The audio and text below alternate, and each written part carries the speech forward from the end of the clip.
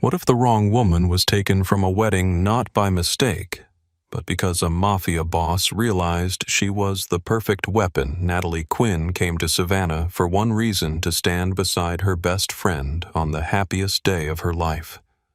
But beneath the white roses, polished marble, and soft chapel music, something was wrong. The bride's hands were shaking. The groom's smile never reached his eyes. And when Natalie helped her friend run, she stepped into a world where love was a debt, silence was survival, and freedom could disappear before midnight. This story is about loyalty, fear, forbidden trust, and the kind of courage quiet people discover when no one else is coming to save them. Stay with me until the end. Like this video and comment where you're watching from. Before the veil hit the wet marble, before Kane Wilder looked at Natalie Quinn and called her the wrong bride, Natalie had still believed this trip was something ordinary. A wedding. A weekend away. A few awkward toasts, a rented dress, maybe one honest conversation with the best friend she had slowly lost to distance money, and whatever had entered Brooke Ellery's voice over the phone. Natalie landed in Savannah just after noon, stepping out of the airport into air so warm and damp it felt alive. Spanish moss hung from the trees beyond the pickup lane, gray and delicate, moving slightly in the breeze. She stood with her small suitcase at her side and her phone in her hand, rereading Brooke's last message. "Please come. Don't ask questions until you're here. I just need one person who remembers me before all this." Natalie had not liked that message. She had stared at it in her Denver apartment for nearly an hour, sitting on the edge of her bed with half-folded laundry beside her and a mug of cold tea on the nightstand. Brooke had always been dramatic, but never helpless. In college, Brooke had been the one who spoke first, laughed loudest, flirted with strangers, and dragged Natalie out of the library when she had been studying too hard. Brooke had made the world seem less sharp. So when that message came, Natalie booked the flight. Now standing under the glass awning outside baggage claim, she wished she had asked at least one question. A black SUV rolled to a stop in front of her. The windows were tinted dark enough to reflect her own uncertain face back at her. The driver stepped out. He was tall, clean-shaven, wearing a black suit despite the heat. In one hand he held a small card with her name printed on it. Natalie forced a polite smile. "I can get a ride share," she said. The driver opened the rear door. "Mr. Wilder sent me." The name landed between them like a hand closing over a wrist. Natalie looked down at her suitcase, then toward the busy curb. Families hugged. Business travelers checked watches.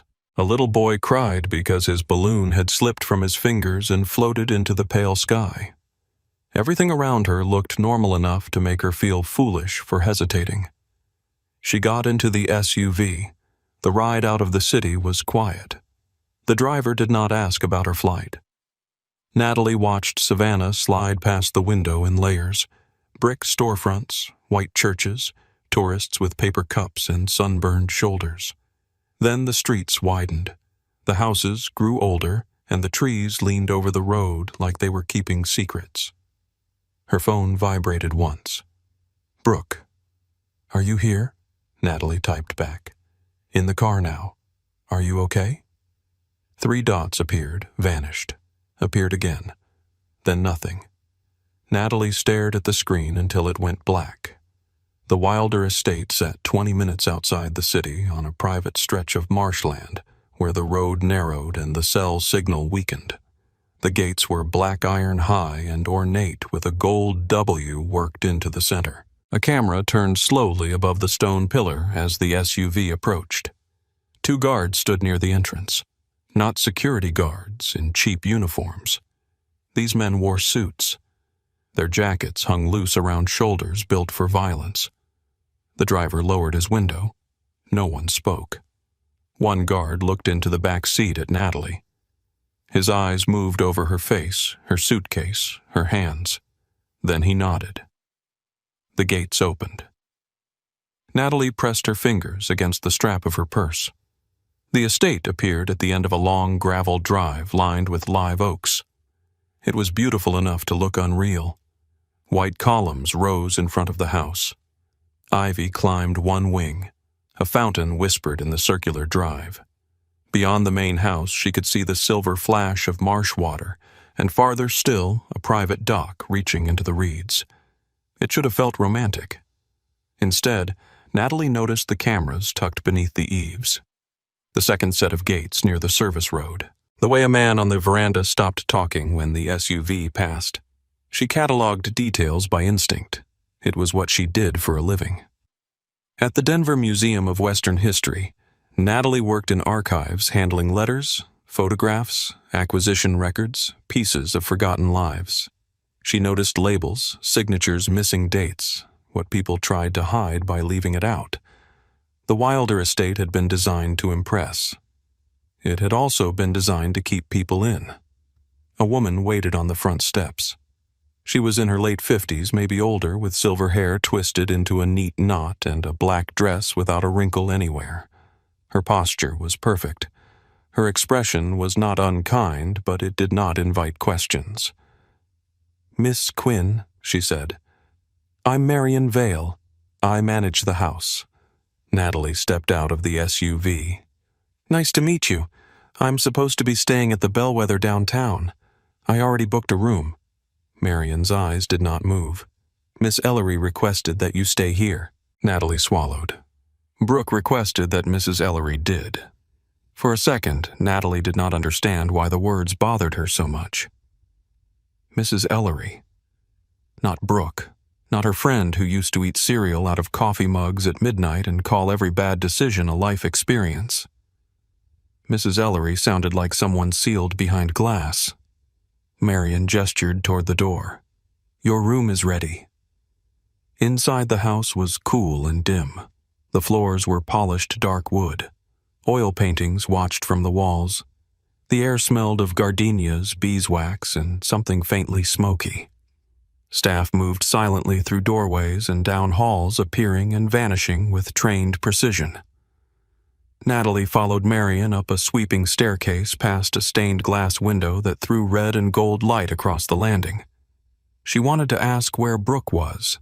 She wanted to ask who Kane Wilder was, why his driver had collected her, why his name made even the silence feel arranged. Instead, she said nothing. Her guest room overlooked the gardens. It had a 4-poster bed, pale curtains, fresh flowers, and a bowl of peaches on a silver tray. Her suitcase was placed near the wardrobe before she could reach for it. Marion turned at the door. "The rehearsal dinner begins at 7. Miss Ellery asked to see you before then. Someone will come for you." Can I call her Marion's polite expression did not change. She is being prepared. Prepared. The word stayed in Natalie's mind long after Marion left. She unpacked slowly, placing her navy dress on the bed, smoothing the fabric with hands that would not settle. Then she walked to the window. Below the garden curved around a reflecting pool. White chairs were being arranged beneath a canopy. Florists carried roses in heavy buckets. Men in dark suits stood near every path. Her phone showed 1 bar. No new messages. At 5:30, a young maid knocked and led Natalie to the bridal suite. The room was full of flowers. White roses on the vanity. White roses around the mirror.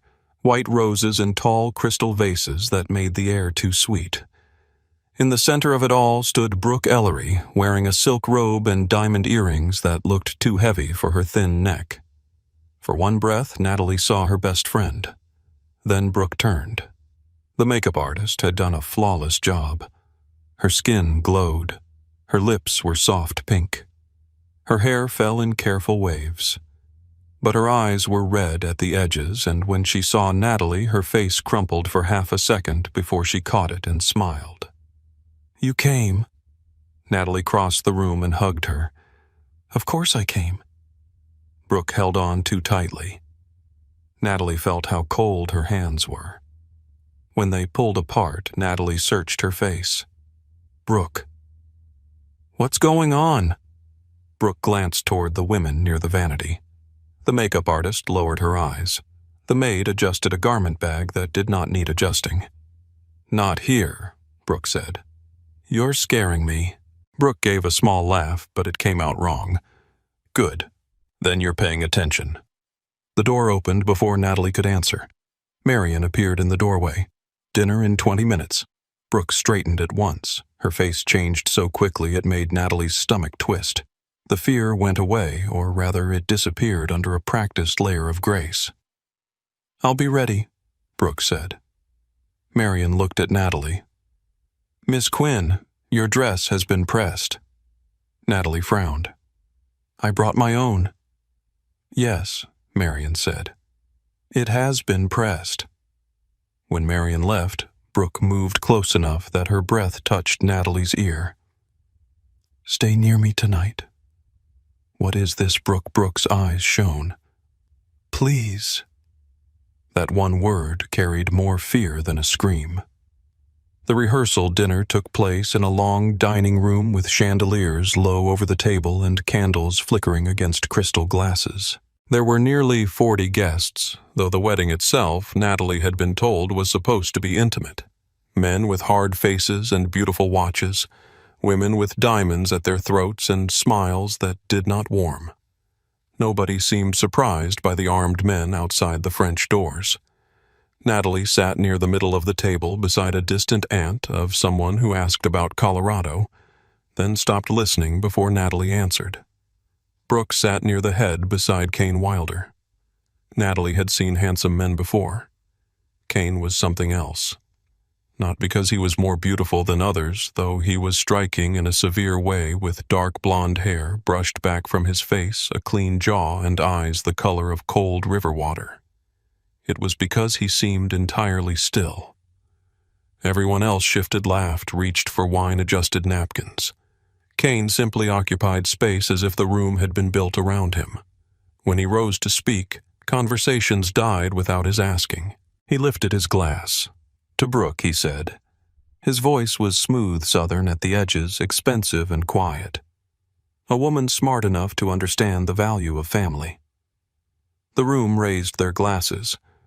Brooke raised hers too. Natalie watched her hand tremble. Kane saw Natalie watching. His eyes found hers across the candlelight. He did not look irritated. He looked interested. That was worse. After dinner, Natalie escaped to the veranda. Outside, the air was cooler, thick with the smell of wet earth and magnolia. Crickets sang in the dark garden. Somewhere beyond the trees, water moved softly against the dock. She had almost convinced herself to breathe when a man spoke beside her. "You're the college friend." Natalie turned. He leaned against a column with an unlit cigarette between his fingers. Early 30s. Dark hair, loose tie. The same wilder bone structure as Kane, but rougher, somehow less polished at the edges. His expression held the kind of tiredness sleep did not fix. "I'm Natalie," she said. "Miles Wilder." "Of course." She looked back through the window at the glowing dining room. "You're one of them." His mouth curved. "That's one introduction. What's the other?" "The cousin who still remembers shame." Natalie studied him, unsure if he was mocking her. Miles looked at the cigarette in his hand, then tucked it behind his ear without lighting it. "You should leave after the ceremony tomorrow." Her pulse tightened. "Why?" He looked toward the marsh where the water disappeared into darkness. "Because this family doesn't collect guests. It collects debts." "What does that mean?" He pushed away from the column. "It means when a house this pretty has locks on both sides of the doors, you don't sleep too deeply." He walked away before she could ask anything else. That night, Natalie did not sleep. She lay in the oversized bed listening to the house breathe. Footsteps passed her door twice. Once she heard a woman crying somewhere far down the hall, then a low male voice, then silence. Her phone still had one bar. She typed Brooke's name, then deleted the message. She did not know what to ask anymore. Near midnight, her door opened. Natalie sat up fast. Brooke slipped inside barefoot, wearing a robe over a white nightgown. Her face was bare now. Without makeup, she looked younger and more frightened. Natalie threw back the covers. "Brooke." Brooke closed the door softly and pressed her back against it. "My father borrowed money from them," she said. No greeting, no easing into it. The words fell out like they had been trapped too long. Natalie stood. From Kane.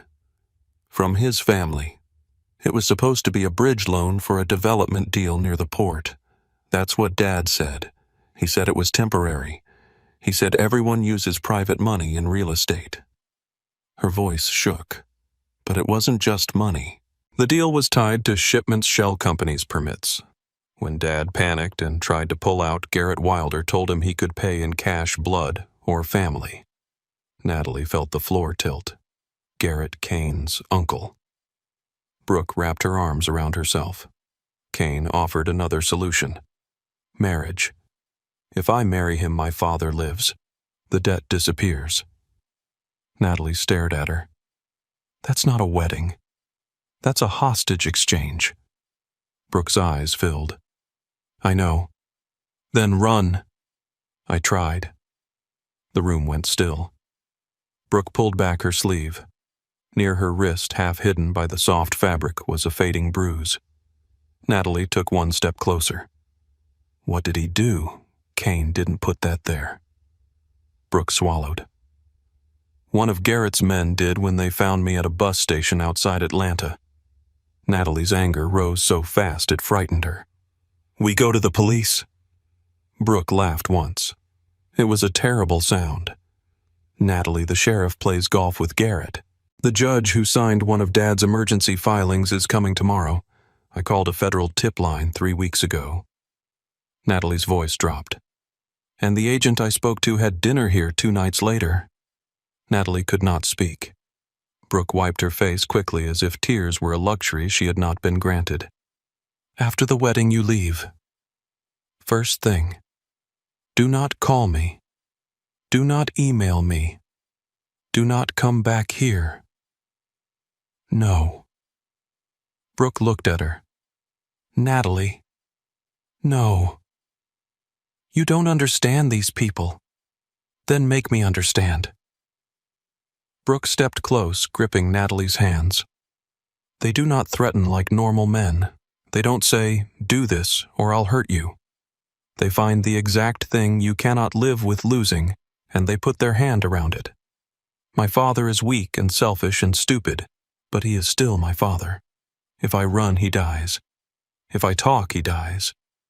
If I embarrass Kane, if I refuse him, if I make him look foolish in front of that family, someone dies. Natalie held her gaze. And what happens to you if you stay? Brooke's face broke. Neither woman spoke for a moment. Then Natalie pulled her into a hug. Brooke trembled like she had been holding herself upright for months. We'll think of something, Natalie whispered. Brooke shook her head against her shoulder. There isn't anything. There is always something. You still believe that because nobody has taken the world from you yet. The words hurt because Brooke did not say them cruelly. She said them like a fact. The wedding morning dawned bright and golden. By 9, the estate was awake. Florists moved through the halls. Staff carried trays of champagne. A photographer arranged Brooke's shoes beside the window and told her to look natural. Guests arrived in linen and silk, smiling for one another with the careful warmth of people trained to hide knives under etiquette. Natalie stood in the bridal suite, wearing a champagne-colored bridesmaid dress Brooke had chosen months earlier. Under the soft light, it looked almost white. The stylist pinned her hair back, then told her she had a classic face. Natalie barely heard her. Brooke sat before the mirror in her wedding gown. Lace sleeves, pearl buttons, a veil that fell to the floor. She looked like a painting of a bride, beautiful and still and already gone. When the room emptied for a moment, Natalie crouched beside her. Look at me. Brooke did. I'm not leaving you. Brooke's eyes filled again, but she smiled as if someone might be watching through the walls. You always were terrible at listening. You always loved that about me, for about 10 minutes at a time. They almost laughed. Then Marion entered. It's time. The chapel stood on the west side of the estate with stained glass windows and white roses braided along the aisle. Sunlight colored the marble floor, blue, red, and gold. The guests stood when Brooke appeared. Natalie walked behind her bouquet held too tightly in both hands. Kane waited at the altar. He did not look emotional when he saw Brooke. He looked satisfied. When Brooke reached him, he took her hand and pressed his thumb once against her wrist. Natalie saw it from behind. It looked tender if you did not understand fear. The vows were spoken. Brooke's voice almost failed once. Kane's never did. When the officiant pronounced them husband and wife, Kane lifted the veil and kissed her. His hand settled at the back of her neck firm enough to guide gentle enough for photographs. The guests clapped. Natalie felt like she was watching a door close. The reception filled the grand ballroom with music and soft laughter. Waiters floated by with silver trays. Brooke and Kane danced beneath a chandelier dripping with light. Kane held her close. Brooke's smile never moved. Natalie tried to reach her twice. Both times someone stepped in front of her. A cousin wanting to introduce himself. A woman asking how she knew the bride. Marion appearing with champagne Natalie had not requested. Near 10, Brooke finally caught Natalie's eye. It lasted only a second. Then Brooke stood from the head table and slipped through a side door. Natalie followed. She found her in a narrow sitting room off the back hall, breathing hard veil gathered in both hands. "There's a service corridor behind the kitchen," Brooke said. "It leads to the delivery entrance. Past that, there's a marsh road. If I can reach the old dock, there's a boat." Natalie closed the door behind her. "You had a plan this whole time." Brooke's laugh was shaky. "I had half a plan and a lot of fear." "Then we go." "No. You stay here. If anyone asks, I'm fixing my dress." "Brooke, no. If you come with me and they catch us both, there is no one left outside this family who knows the truth." Natalie stepped closer. "You think I'm letting you run into a swamp in a wedding dress by yourself?" Brooke took her face in both hands. "I think you love me enough to listen." Natalie's throat tightened. Brooke removed the veil and pushed it into her hands. "Hold this. Brooke. Please." The word broke Natalie. They moved quickly through the sitting room's second door into a servant hallway. The music from the ballroom faded behind them. Brooke lifted her skirt and ran barefoot over the narrow carpet. At the end of the corridor, a green exit sign glowed above a service door. Brooke stopped and looked back. For 1 second, Natalie saw the girl from college again. Wild, scared, alive.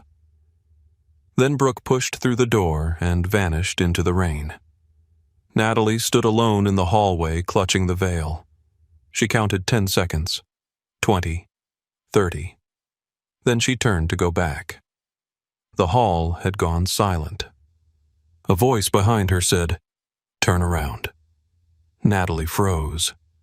Kane Wilder stood beneath the wall sconce in his black wedding suit.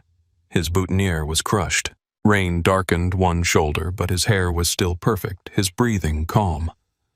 His eyes moved from the veil in her hands to the pale dress she wore. For half a heartbeat, he thought she was Brooke. Then he understood. His smile came slowly. "Wrong bride," he said. Natalie backed away. "I don't know where she went." "No," Kane said. "You wouldn't tell me if you did." 2 men appeared at the far end of the corridor. Natalie's grip tightened around the veil. She didn't want this. Kane stepped closer. Want is a word people use when they can afford choices. You can't make someone love you.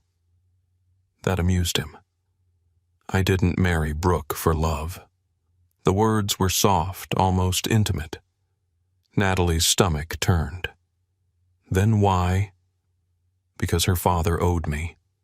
Because my family needed a public alliance. Because obedience, when witnessed by enough people, becomes tradition." Natalie looked toward the service door. Kane followed her gaze. They already found her. The world seemed to stop moving. Natalie whispered, "No." She made it to the marsh road. His voice stayed even. In that dress, in this rain, with no shoes. Brave, but not practical. Natalie lunged for the door anyway. One of the men caught her before she reached it. His arm locked around her waist. The veil slipped from her hand and fell onto the wet marble. Kane watched it land. Then he looked back at Natalie with new interest. "You helped her run." Natalie struggled. "Let me go. You knew what I was. You saw what everyone else pretended not to see. And still you chose her." He came closer. Natalie could smell rain and whiskey on him.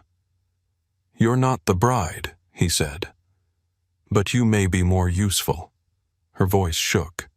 Useful for what Kane leaned in his expression, almost gentle. "Leverage." Natalie stopped struggling for one breath. That was all the men needed. Kane straightened and adjusted his cuffs. "Take Miss Quinn upstairs." Natalie twisted hard, panic breaking through her body. "Brooke!" she shouted. "Brooke!" The ballroom music continued behind the walls, bright and elegant, as if the house itself had decided not to hear her. The men dragged Natalie toward the staircase. At the end of the hall, the ruined veil lay in a thin trail of rainwater white lace, soaking up dirt from the bottom of Kane Wilder's shoes. Natalie did not remember the exact moment the music faded behind her. She remembered the grip around her arms, the smell of rain in the hallway, and the white veil lying on the marble like something wounded. She remembered shouting Brooke's name until her throat burned. No one came. No guest stepped out from the ballroom. No woman gasped. No man asked what was happening. The house swallowed her voice. They took her upstairs through a servant's passage, not the grand staircase where guests might see. One man walked ahead. One held her left arm. Another held her right. Their hands were firm, professional, almost bored. That frightened her more than rage might have. Rage meant something had gone wrong. This felt like routine. Natalie twisted once hard enough to wrench her shoulder. "Let go of me." The man on her right tightened his grip. "Don't make it worse, Miss Quinn." Her name in his mouth made her go still. They already knew her. Not as Brooke's friend. Not as a guest. As a file. A detail. A thing the Wilder family had prepared for. They stopped outside a bedroom at the end of the east wing. It was not the room Marion had shown her earlier. This one had a heavier door, thicker curtains, and windows that faced the marsh instead of the garden. One man opened the door. The other pushed Natalie inside. She stumbled but caught herself against the bedpost. "My phone," she said, turning fast. "My purse. Give them back." The man at the door looked at her with something close to pity. "Someone will come for you in the morning." Then the door closed. Natalie ran to it and grabbed the handle. Locked. She pounded once with the side of her fist. "Open this door." Nothing. She pressed her ear to the wood. Footsteps moved away. A key turned somewhere. Then silence settled around her, thick and expensive. The room was beautiful. That made it worse. Cream walls, a 4-poster bed, a Persian rug in soft blue and gold, fresh towels folded in the bathroom, a silver tray with bottled water and 2 peaches. On the vanity, someone had placed a hairbrush face cream and a folded cotton nightgown. Natalie stared at the nightgown. Her stomach turned. They had not improvised this. They had prepared a cage and dressed it like hospitality. She crossed to the window and shoved the curtains aside. The glass did not move when she tried to lift it. She found a latch near the frame, but it had been sealed from the outside. Beyond the glass, rain blurred the marsh and the distant lights of the dock. Somewhere out there, Brooke had been caught. Natalie pressed her hand against the cold pane. "I'm sorry," she whispered. She did not know if she meant it for Brooke or for herself. She spent the night sitting on the floor with her back against the door. She did not trust the bed. She did not trust the water. She did not trust the quiet. Twice she heard footsteps in the hall. Once a woman's voice passed by low and tense. Near dawn, the house changed its breathing. Doors opened. Pipes hummed in the walls. Somewhere far below, plates touched plates. Natalie had not slept when the lock turned. Marion Vale entered first, carrying a garment bag over one arm. Behind her stood one of the men from the night before. "Good morning, Miss Quinn." Natalie rose slowly. Her body ached from the floor. "Where is Brooke?" Marion laid the garment bag on the bed. "Mrs. Wilder is resting." The new name struck like a slap. "Don't call her that." Marion looked at her, and for the first time Natalie saw a flash of something human behind the woman's perfect control. Names are not always chosen in this house. Natalie stepped closer. "Is she hurt?" Marion smoothed the garment bag with one palm. "She is alive." It was not enough, but it was all Natalie got. Marion opened the bag. Inside was a pale gray dress, simple and expensive, exactly Natalie's size. "Please change. Mr. Wilder expects you at breakfast." "I'm not having breakfast with him." Marion's expression became still again. "You are." Natalie looked toward the guard. "And if I refuse?" Marion lowered her voice. "Then the first lesson begins sooner." Natalie hated herself for understanding. She changed in the bathroom with shaking hands. Her champagne bridesmaid dress lay in a heap on the tile afterward, damp at the hem, stained near the side where the man's fingers had gripped her. She wanted to leave it there. She wanted to tear it apart. Instead, she folded it neatly and set it on the counter. Some habits survived panic. Marion led her downstairs through a corridor Natalie had not seen before. The house looked different in the morning. Sunlight entered through tall windows. Staff moved with quiet purpose. Somewhere, a vacuum hummed. It could have been any wealthy Southern home after a party, except for the man with a gun under his jacket, walking 3 steps behind her. Breakfast waited in a glass room overlooking the garden. Kane Wilder sat at the head of the table reading a newspaper. He had changed into a navy suit. His hair was damp from a shower. There was a white bandage across one knuckle, but nothing else about him suggested the night before had happened. He looked up. "Natalie?" She did not answer. He folded the paper and set it beside his plate. "Sit down." She remained where she was. "I want to see Brooke. You will when I decide you've earned that privilege." The word privilege made her hands curl. "She's my best friend. She is my wife." Natalie stepped forward before she could stop herself. She was forced. Kane's face did not change, but the room seemed to lose temperature. Marion went still near the sideboard. Kane picked up his coffee. "Sit." This time Natalie sat. Not because he frightened her, because everyone in the room did, and because Brooke was somewhere under his roof. A plate had been set for her. Eggs toast, fruit coffee. Her stomach clenched at the smell. Kane watched her. "You should eat. I'm not hungry. That will change." Natalie looked at him across the polished table. "What do you want from me?" He seemed pleased by the question. Honesty, obedience, usefulness, in that order if possible. "I don't belong here." "No," he said. "But Brooke trusts you. That makes you valuable." Natalie felt her pulse in her throat. Valuable to whom? To her, of course. He took a sip of coffee. "And therefore to me." She understood then. "Not fully, not yet, but enough. You're keeping me here so she'll behave." Kane smiled slightly. "You're quicker than you look." "I have a job. People know I came here." "Do they?" "My boss knows I'm in Savannah. Your boss believes you requested an additional week away due to family illness." The words landed with quiet precision. Natalie stared at him. "My landlord has received rent for the next 3 months. Your museum email sends a polite, automatic reply. Your hotel reservation was canceled yesterday evening. Your return flight was changed to an open ticket.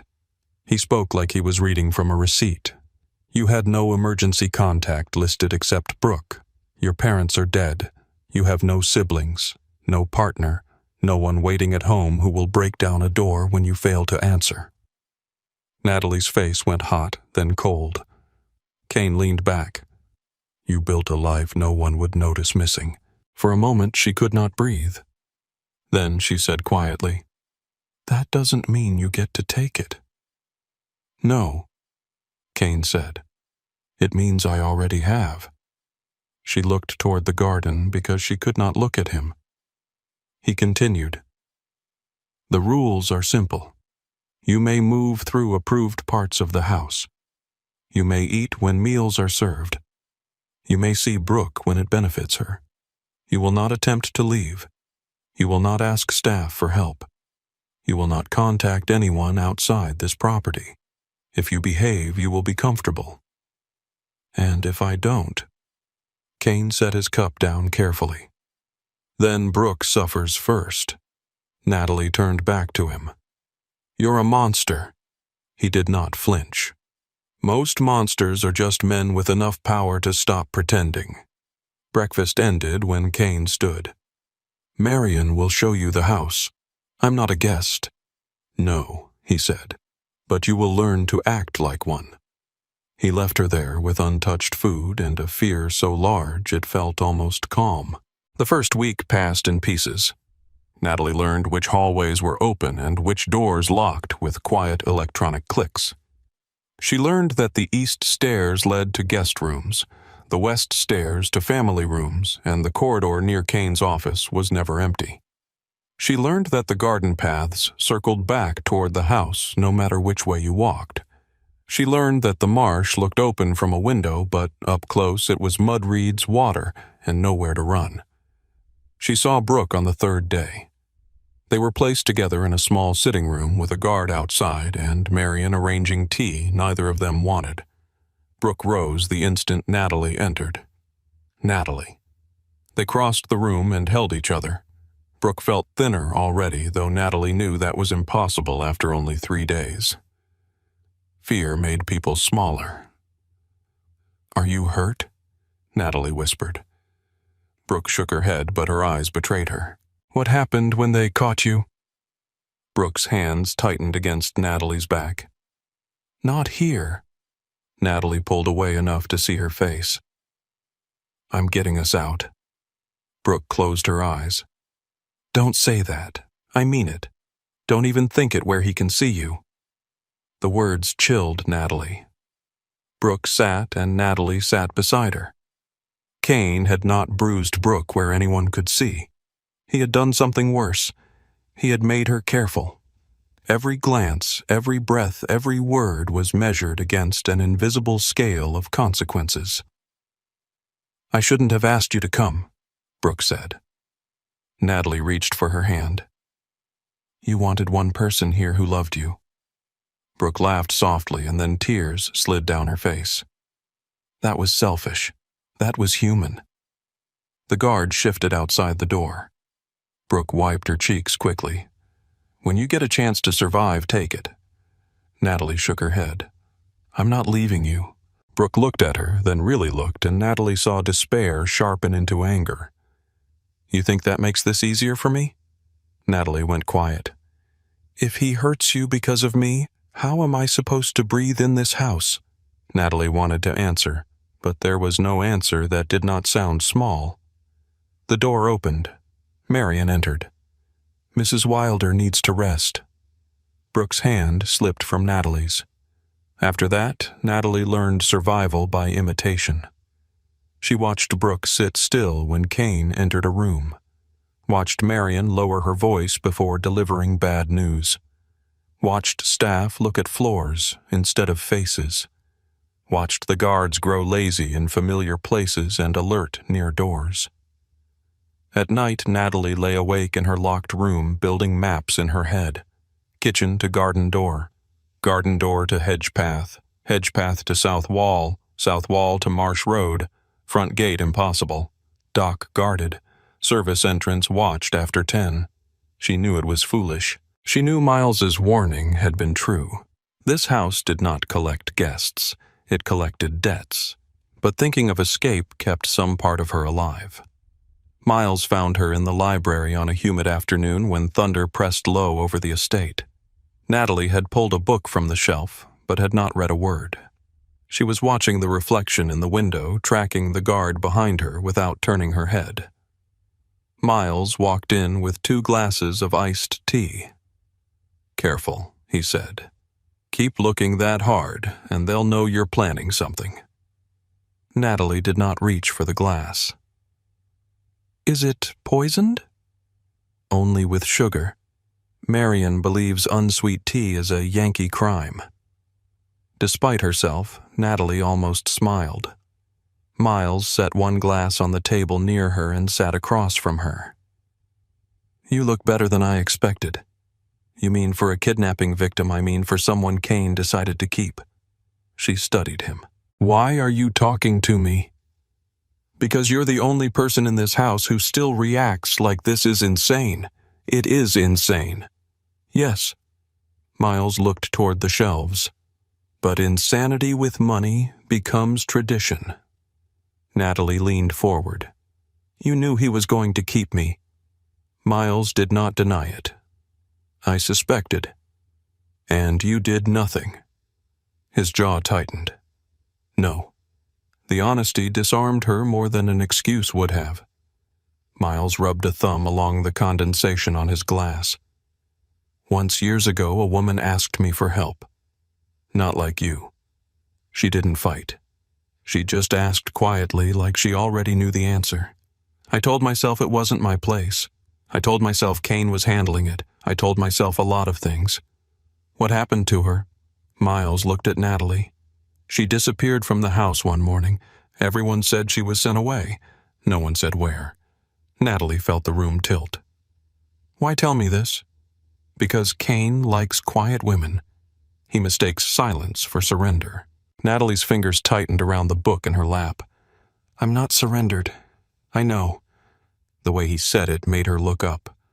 Miles leaned closer, lowering his voice. "There's an old south gate near the marsh wall. Groundskeeper uses it on Thursday nights when he meets a woman in town. Sometimes he leaves the chain loose around midnight." Natalie's heart began to pound. "Why are you telling me that?" "Maybe I'm not." "Is it a trap?" Miles gave a sad smile. "In this family, a door can be real and still be a trap." He stood. "Do what you want with it." Then he left the library before the guard could wonder why they had been speaking so softly.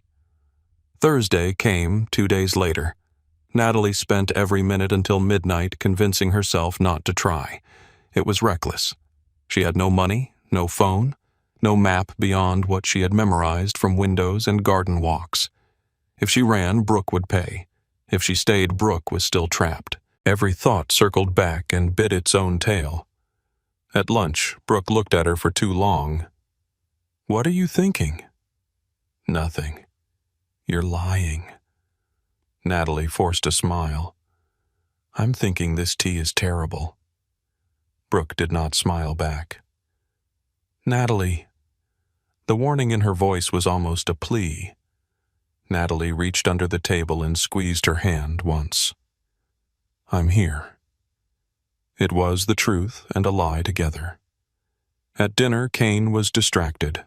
Men came to the doorway twice and whispered to him. Once his eyes cut toward Garrett Wilder, who sat at the far end of the table turning his wine glass slowly between his fingers. Garrett was older than Kane, silver-haired and elegant, with a smile that made Natalie think of knives kept polished for special occasions. Natalie barely ate. When she was excused, she went to her room and began to prepare. She dressed in black pants and a dark sweater from the wardrobe. She filled a small bottle from the bathroom sink. She tied her hair back. She left the bedside lamp on and shaped pillows under the cover in a rough outline of a sleeping body. At 11:40, she opened her door. The hallway was empty. Her heart beat so loudly she felt it in her teeth. She moved barefoot down the corridor, shoes in one hand. At the servants' stairwell, she stopped and listened. Nothing but the low hum of air conditioning and distant thunder. The stairwell smelled of dust and lemon cleaner. Each step creaked softly under her weight. She paused after every sound, waiting for a shout, a door, a hand closing around her arm. None came. The kitchen was dark. Moonlight cut through the windows in pale strips. Copper pots hung over the island. The garden door waited near the pantry, locked. Natalie swallowed a curse and searched the drawers. Silverware, linen napkins, corkscrews, a drawer full of matchbooks. Her fingers shook as she opened a narrow cabinet near the service phone. Keys. A whole ring of them hung from a hook. The first key did not fit. The second slid in but would not turn. The third stuck. The fourth opened the door. Night air rushed over her face. Natalie stepped outside and ran. The garden was a maze of wet hedges and stone paths. She kept low, moving between shadows, the grass cold under her feet. A guard's flashlight swept across the lawn ahead. She dropped behind a boxwood hedge, biting her wrist to keep from breathing too loudly. The guard passed close enough that she smelled his cigarette smoke. When his footsteps faded, she ran again. The south gate stood half-hidden beneath ivy, old iron, dark with rain. Natalie nearly sobbed when she saw the chain hanging loose. Miles had told the truth. She reached for the gate. A hand closed over her mouth. Natalie fought like an animal. "Stop," Miles whispered against her ear. "It's me." She froze, then shoved him away. "You scared me. You should be scared." "What are you doing here?" He pulled a small phone from his jacket and pressed it into her hand. "There's an old ranger station 2 miles down the marsh road. Red roof. Emergency line inside. Use this light only if you have to. Stay off the main road." Natalie stared at the phone. "Come with me." Miles looked back toward the house. "I can't. Because of Kane. Because if I leave, Brooke is alone in there. And because someone has to slow them down when they notice you're gone." Natalie's throat tightened. "Why are you helping me?" Miles's face twisted with something too old to be called sadness. "Because I didn't help the first time." A shout rose somewhere behind the house. Miles pushed the gate open. "Run!" Natalie ran into the dark. The marsh road was narrow and slick. Branches clawed at her sweater. Mud sucked at her shoes. The air rang with insects, frogs, her own ragged breathing. She did not look back until lights flashed behind her through the trees. They knew. She ran harder. Her lungs burned. Her side cramped. Once she slipped and went down on one knee, skinning her palm against gravel. She got up before she felt the pain. The red roof appeared through the trees like a miracle. The ranger station was small, weather-beaten, and unlocked. Natalie slammed inside, fumbling along the wall for a switch. Light burst overhead. There was the phone, a red emergency box. She yanked it open and grabbed the receiver. It rang once, twice. 911. "What is your emergency?" Natalie nearly collapsed at the sound of another human voice. "My name is Natalie Quinn. I've been kidnapped. I'm at a ranger station near the Wilder estate outside Savannah. Kane Wilder is holding me and Brooke Ellery against our will. Please send help. Please, he owns people here. You have to send someone from outside the county." The door burst open. 2 men rushed in. Natalie screamed into the phone. "FBI! Tell the FBI! My name is Natalie Quinn." One man ripped the receiver from her hand. Another pinned her arms. Natalie kicked, clawed, twisted anything to stay near the phone. Then Kane walked in. He held a black umbrella, though his suit was still damp at the shoulders. His expression was not furious. It was almost curious. "You made it farther than I expected." Natalie stopped fighting long enough to look at him. Someone on the phone was still speaking faintly from the dangling receiver. Kane reached past her and pressed the call dead. "No," Natalie said. He looked at the phone, then at her. Hope is crueler when you let it ring. In the SUV, Natalie sat between two guards with her hands bound in front of her. Kane sat across from her, one ankle resting over the other knee, as the vehicle climbed the marsh road back toward the estate. "They heard my name," Natalie said. "They heard a frightened woman on a county emergency line at midnight. I told them about you." Kane nodded. "You did. They'll come." "No," he said. "They'll file it badly forward it to the wrong desk, and by morning the recording will be gone." Natalie's body shook. "You can't own everyone." Kane leaned forward. "I don't need everyone, just the people between you and help." She looked out the window, watching trees slide past in the dark. "What about Brooke?" she cried when they found your room empty. Natalie closed her eyes. "Don't hurt her. I won't need to if you learn quickly. And Miles." For the first time, Kane's face changed. Only slightly. "Miles has always had a weakness for broken things." Natalie looked at him. "He didn't help me." Kane smiled. "You're a poor liar when you care." The estate appeared ahead, lit gold against the dark marsh. They did not take her upstairs. They took her down. Past the kitchen, past the wine cellar, down a concrete staircase where the air cooled and thickened. At the bottom, a guard opened a metal door. The room inside had no windows. A cot, a bucket, a bare bulb behind wire switched off. Kane stood in the doorway as the guards removed the bindings from her wrists and stepped back. Natalie stared into the room.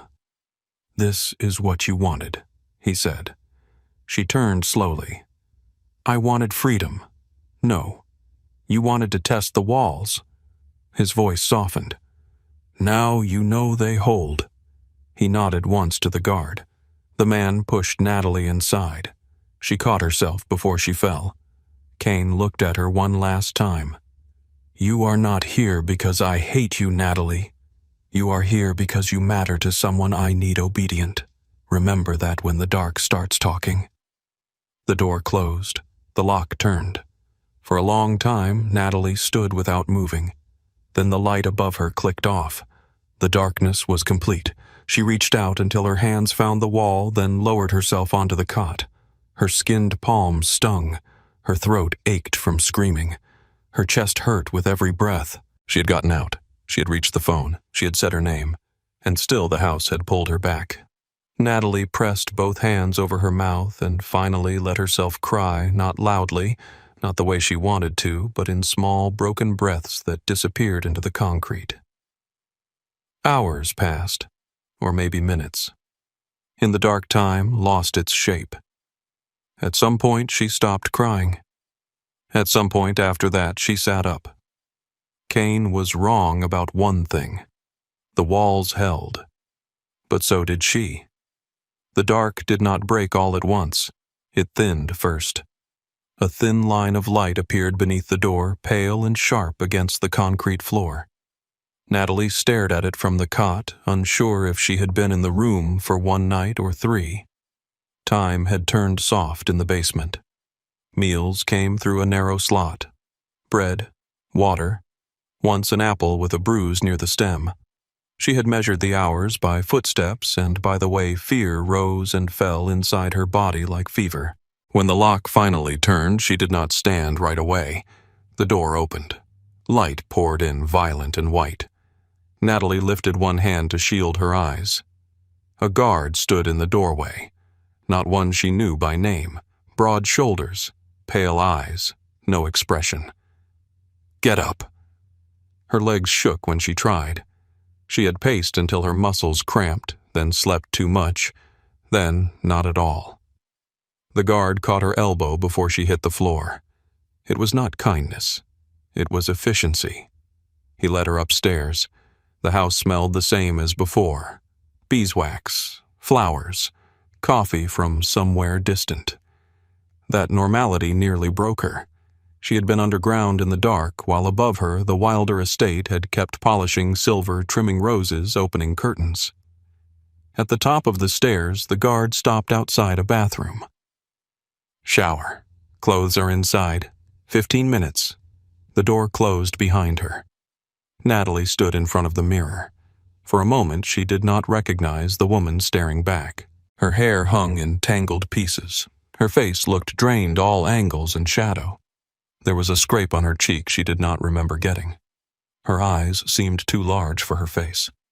She turned on the shower and stepped in before the water warmed. The first touch of it made her gasp. She scrubbed hard, as if fear had left a film on her skin. Mud from the marsh ran brown near the drain. Her scraped palm reopened and stung. She watched the faint red spiral away and thought of the emergency phone of her own voice saying her name into the line. "My name is Natalie Quinn." Had anyone heard it and wondered? Had anyone paused, or had Kane been right?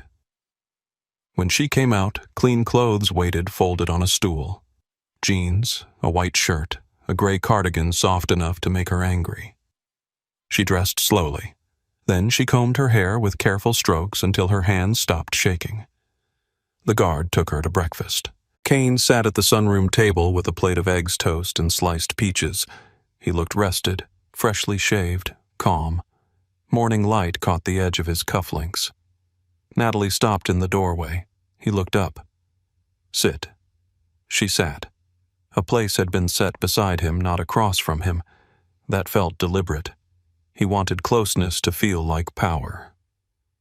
Her stomach growled before she could stop it. Kane noticed. "Eat." Natalie picked up a piece of toast. Her body wanted food. Her pride did not. Her body won. Kane watched her take the first bite. "Have you learned anything?" She swallowed. "Yes." His eyes stayed on her. "What have you learned?" Natalie looked at the garden beyond the glass. The hedges were bright from rain. A gardener trimmed roses near the fountain, his shears opening and closing in slow silver flashes. "That the walls hold." Kane smiled faintly. "Good." She turned back to him. "But so do I." The smile faded. For a second, no one moved. Then Kane picked up his coffee. "You will be watched more closely now. Your room will be locked at night. You will not be alone with Brooke unless I allow it. If you test me again, the basement will seem generous." Natalie kept her hands in her lap. "Where is she?" "Waiting." "Is she hurt?" "Emotionally?" "Yes." "Physically, no." The distinction made Natalie want to throw the plate at him. Kane set his cup down. "She blames herself. She should not. She will anyway. That is why you are useful." The door opened before Natalie could answer. Marion appeared. "Mrs. Wilder is in the blue sitting room." Kane nodded. "Take Miss Quinn to her." Natalie stood too quickly. The room tilted, but she caught herself on the chair. Kane noticed. He noticed everything. "Do not make promises you cannot keep," he said. Natalie looked at him. "I never do." It was not true anymore, but she needed him to believe she meant it. Brooke was pacing when Natalie entered the blue sitting room. She turned at the sound of the door and ran across the carpet. "Natalie!" They collided in the middle of the room. Brooke held her so tightly it hurt. Natalie let it hurt. "I thought he killed you," Brooke whispered. "I'm here." "He would not tell me where you were. He said you needed time to think." "I begged him, Natalie. I begged him." Natalie pulled back and gripped Brooke's shoulders. "Listen to me. This was not your fault." Brooke shook her head. "If I had not asked you to come." "No." "If I had not run." "No." "If I had been stronger." Natalie's voice sharpened. "You survived him before I got here. That is strength." Brooke's mouth trembled. A guard stood near the door, listening without pretending otherwise. Natalie lowered her voice. "I am not going to talk about plans. Not here." Brooke's eyes filled with panic. "Do not plan." Natalie nodded slowly. "All right." Brooke knew her too well to believe that. They sat together on the sofa. Brooke held Natalie's hand with both of hers like she was afraid someone might take it away. For several minutes, they said nothing. The silence was not empty. It was full of all the things they could not risk saying aloud. After that, the house changed around Natalie. A man followed her everywhere. His name was Marcus. He was younger than the others, quiet with a scar near his jaw and the watchful patience of someone who had learned not to ask unnecessary questions. He escorted her to meals, to the library, to the garden path when she was permitted outside. At night, he waited while she entered her room, then locked the door from the hallway. Natalie stopped fighting the routine. She let Kane see what he wanted to see. A frightened woman made obedient by darkness. She lowered her eyes at dinner. She answered when spoken to. She did not glance toward exits when Kane was near, but she kept noticing. The drawer where Marion kept household keys, the delivery schedule, the camera above the east corridor that blinked red only half the time. The way Garrett Wilder's men did not answer to Kane's staff. The way Miles watched Garrett when he thought no one saw. Miles did not speak to her for nearly 3 weeks. Then one afternoon in the library he walked in while Marcus waited outside the door. Natalie sat near the window with a book open in her lap. She had not turned a page in 20 minutes. Miles stood by the shelves. "You look thinner." She did not look up. "You look alive." "I deserved that." "You deserve worse." "Yes." The honesty should not have softened anything. It did. Natalie closed the book. "Did he hurt you?" Miles gave a small shrug. "Kane has cleaner ways to punish family." "What does that mean?" "It means I no longer handle certain accounts. It means Garrett smiles when he sees me. It means every man in this house knows I embarrassed myself over a woman I barely know." Natalie looked at him then. "You helped me." "I helped too late." He stepped closer, but not too close. He never blocked the door. Natalie noticed that too. "I am sorry." She wanted to hate him because it would be easier. Clean anger. Simple lines. But nothing in the Wilder house stayed simple. "Did you know Kane would let me reach the phone?" Miles's face went still. No. She believed him before she wanted to. Marcus shifted outside the door. Miles heard it too. He picked a book at random from the shelf. "You should read something real," he said louder. "All this old poetry will rot your brain." Natalie understood the performance. "Maybe I like rotten things." Miles's mouth almost curved. "Then you came to the right house." He left the book on the table and walked out. When Natalie opened it later, there was nothing hidden inside. No note, no key, no message.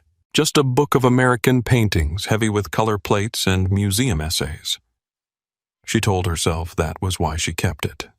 Because she needed something to read. Not because Miles had chosen it. 2 months after the basement, Brooke told her about the baby. They were in the small breakfast room watched by Marcus and Marion, though Marion pretended to arrange flowers near the sideboard. Brooke had barely touched her tea. Her hands rested flat against the table. "I'm pregnant," she said. The words seemed to dim the room. Natalie looked at Brooke's face first, not her stomach. "What do you want to feel?" Brooke blinked. What do you want to feel before everybody tells you what you should feel?" Brooke looked down. For a long moment she said nothing. Then her voice broke. "I want to feel happy." Natalie reached across the table. Brooke let her take her hand. "But I'm terrified. I already love something I cannot protect." Marion went very still by the flowers. Natalie squeezed Brooke's fingers. "Then we protect it together." Brooke shook her head. "You keep saying together like this house lets that word mean anything. It means something to me." Brooke looked at her, and for the first time in weeks there was a spark of the old girl in her eyes. "That has always been your problem. What you mean things until they become dangerous." Natalie smiled a little. "You used to like that about me." I still do, Brooke whispered. That is the problem. Kane was pleased about the pregnancy, not joyful. Pleased. He became softer with Brooke in public.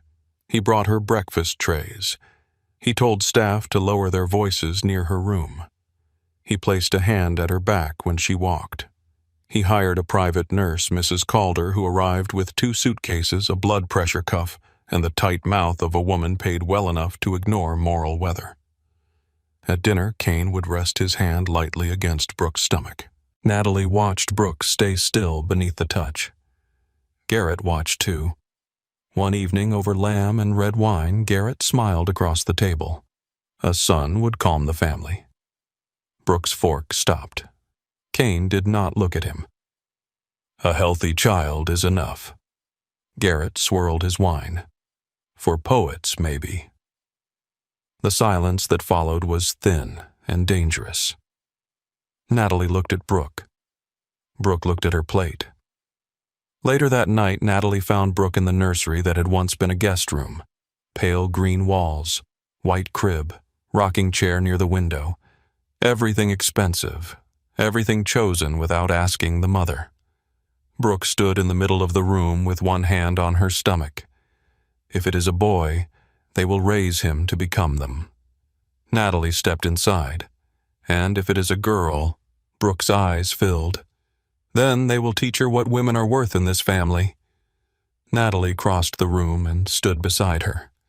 Not if we get to her first. Brooke gave a soft, sad laugh. You talk like love is faster than blood. Natalie looked at the crib. It can be. Months passed in a strange rhythm. Brooke grew rounder, slower, more tired. Some days she laughed at little things. Some days she stared out the window for hours. Natalie was allowed brief visits, always watched.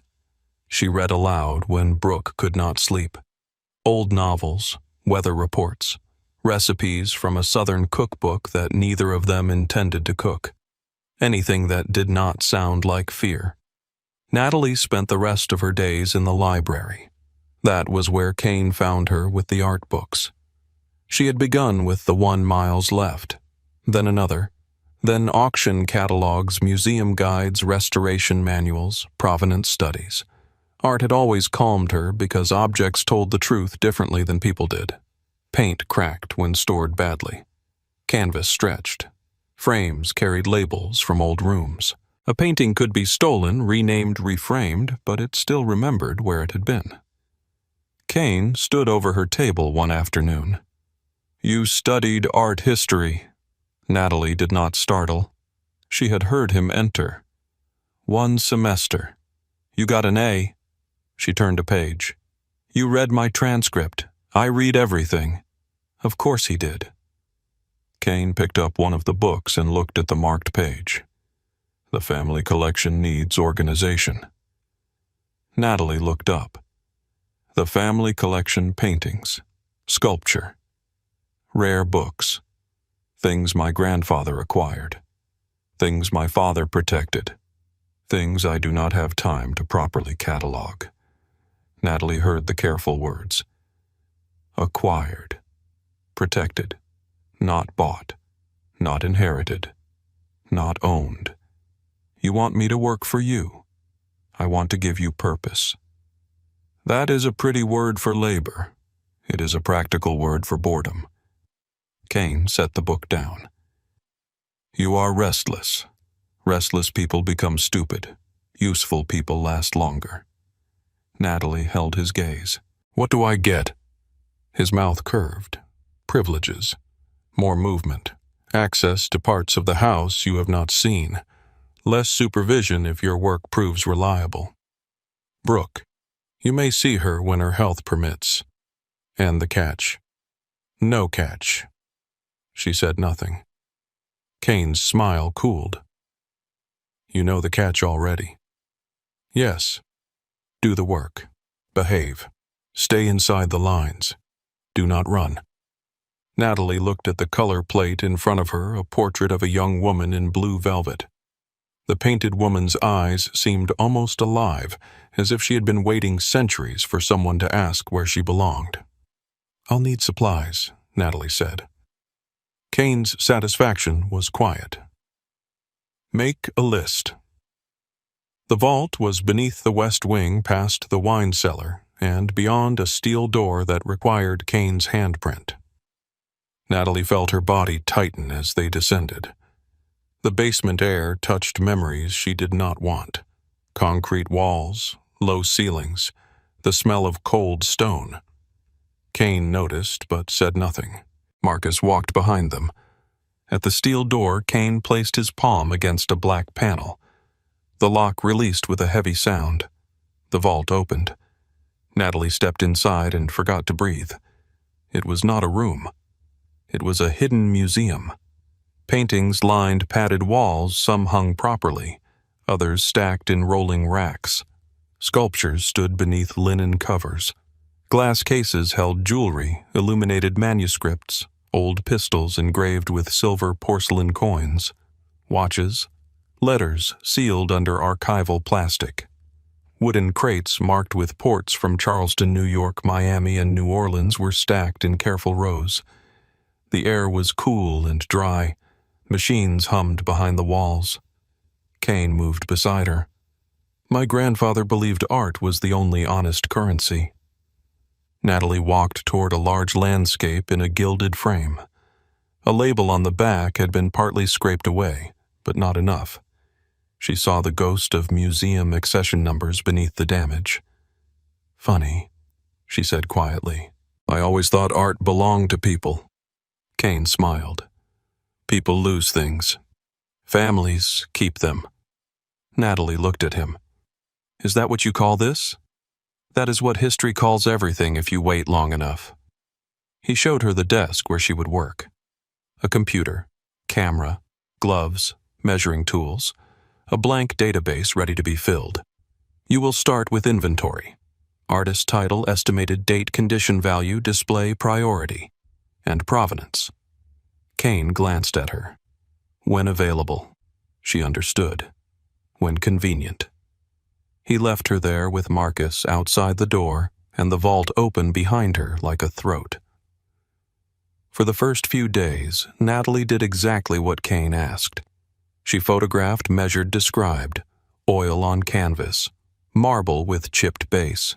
Gilt frame, water damage, lower left. Possible 19th century restoration. She built clean entries in Kane's database. Then on the fourth day, she built another. The second database was hidden inside a folder labeled Supply Invoices. She protected it with an old archivist trick plainness. Criminals looked for clever names. They ignored boring ones. In that second record, Natalie wrote everything Kane had not requested. Scraped labels, missing auction history, unusual shipping marks, family names written on the backs of frames, insurance stamps, newspaper clippings tucked inside crates, initials, dates, anything that smelled like theft. The work gave her days shape. Morning in the vault, lunch brought by Marion, afternoon cataloging, evening with Brooke if allowed, night in a locked room with her mind too tired to run in circles. Sometimes Miles appeared near the vault door. He never entered unless invited. One afternoon he stood in the hall while Natalie photographed a small bronze horse. "You look different down here." She did not stop working. "Dirty or awake?" Natalie adjusted the camera. "These objects have names, owners, histories. He thinks I'm organizing wealth. And what are you doing?" She looked at the painting racks, listening. Miles was quiet for a moment. "Be careful what they tell you. They already told me enough." A week later, she found the letter. It was hidden behind the backing of a portrait, the woman in blue velvet from the book that had first caught her eye. The frame was older than the backing. That bothered Natalie. So did the uneven nail heads along one side. She waited until Marcus stepped away to answer a call. Then she lifted the portrait to the work table and carefully loosened the backing. A folded paper slipped out. The letter was written in a trembling hand by a woman named Clara Whitcomb of Charleston. 15 years earlier, she had begged the Wilder family to return the portrait of her mother stolen after the estate sale that followed her death. The painting she wrote was not valuable because of its price. It was valuable because her mother had sat for it in the last spring before illness took her voice. Natalie read the letter twice. Then she sat on the floor of the vault with the paper in her lap. Around her, millions of dollars in stolen beauty waited silently. Until that moment, the collection had been evidence. Now it was grief. Natalie refolded the letter and placed it back exactly where she found it. But first, she photographed every inch of it. That night, Brooke went into labor. Rain hammered the windows. The whole house seemed to hold its breath. Natalie ran to the nursery hallway, but Mrs. Calder blocked the door. Family only. I am her family. The nurse did not move. Not in this house. The door closed in Natalie's face. She stood there listening to Brooke cry out on the other side. Marcus approached. "Miss Quinn, you should return to your room." "No." Kane said I said no. Marcus looked at her for a long moment. Then he took his place across the hallway and said nothing. Hours passed. Natalie sat on the floor with her back against the wall. She pressed her hands together so tightly her fingers ached. Every sound from the room entered her body. Brooke's pain, the nurse's instructions, Kane's low voice, once then gone. Footsteps, water, another cry. Near dawn, a new sound cut through everything. A baby crying. Natalie stood so fast her knees almost failed. The doctor emerged first. Sleeves rolled, face tired. Natalie could barely speak. Brooke exhausted, healthy. The baby, a girl, a girl. Relief and fear arrived together. The doctor studied Natalie, then opened the door wider. Briefly, Natalie entered. Brooke lay against the pillows, pale and damp. Her hair stuck to her temples. In her arms was a tiny bundle wrapped in white cotton. The baby's face was red and wrinkled, her dark hair pasted softly to her head, her mouth opening in small, offended cries. Brooke looked up. "Natalie, I'm here." Brooke's smile trembled. "Her name is Tessa." Natalie moved to the bedside. The baby's fist opened, then closed around Natalie's finger. Something inside Natalie broke cleanly. Not from fear this time. From love. She looked at Brooke, then at the child born inside a house that wanted to own her before she had even opened her eyes. "She's perfect," Natalie whispered. Brooke began to cry. Kane wanted a son. Natalie looked down at Tessa's tiny hand. Then Kane can learn disappointment. Brooke laughed through tears, soft and exhausted. Natalie bent closer to the baby. "Hello, Tessa," she whispered. "I'm Natalie. I'm going to be very annoying about keeping you safe." The baby yawned as if unimpressed. Brooke closed her eyes, still crying, still smiling. Outside the room, the Wilder estate woke to another morning. Inside, Natalie stood beside the bed and understood that survival had changed shape again. It was no longer enough to endure. Now, there was a child who needed more than endurance. She needed a way out, a history that did not belong to men like Kane, and someone willing to remember every stolen thing until the truth had somewhere to go. Tessa changed the sound of the house. Before her, the Wilder estate had been all low voices, locked doors, footsteps on polished wood, and silence heavy enough to bruise. After her, there were small cries at impossible hours, bottles warming in silver pans, lullabies whispered off-key, and the soft squeak of rocking chair legs against nursery floorboards. For a little while, the house did not know what to do with that kind of life. Kane visited the nursery in measured intervals. He came clean and quiet, always dressed as if a meeting waited somewhere more important. He stood beside the crib, looked down at his daughter, and wore an expression Natalie could never fully read. Not love, not hatred. Recognition, maybe. Assessment. Tessa would wave one tiny fist in the air, furious at being awake, and Kane would watch her like she was a document written in a language he had not expected to need. Brooke noticed everything. "She disappoints him," she said one night, sitting in the rocking chair while Tessa slept against her chest. Natalie stood near the window, keeping one eye on the hallway. "She is 3 weeks old. The only thing she is supposed to do is eat, sleep, and ruin expensive blankets." Brooke tried to smile. He wanted a son. Natalie crossed the room and tucked the blanket more securely around Tessa's feet. Then he wanted wrong. Brooke looked down at her daughter.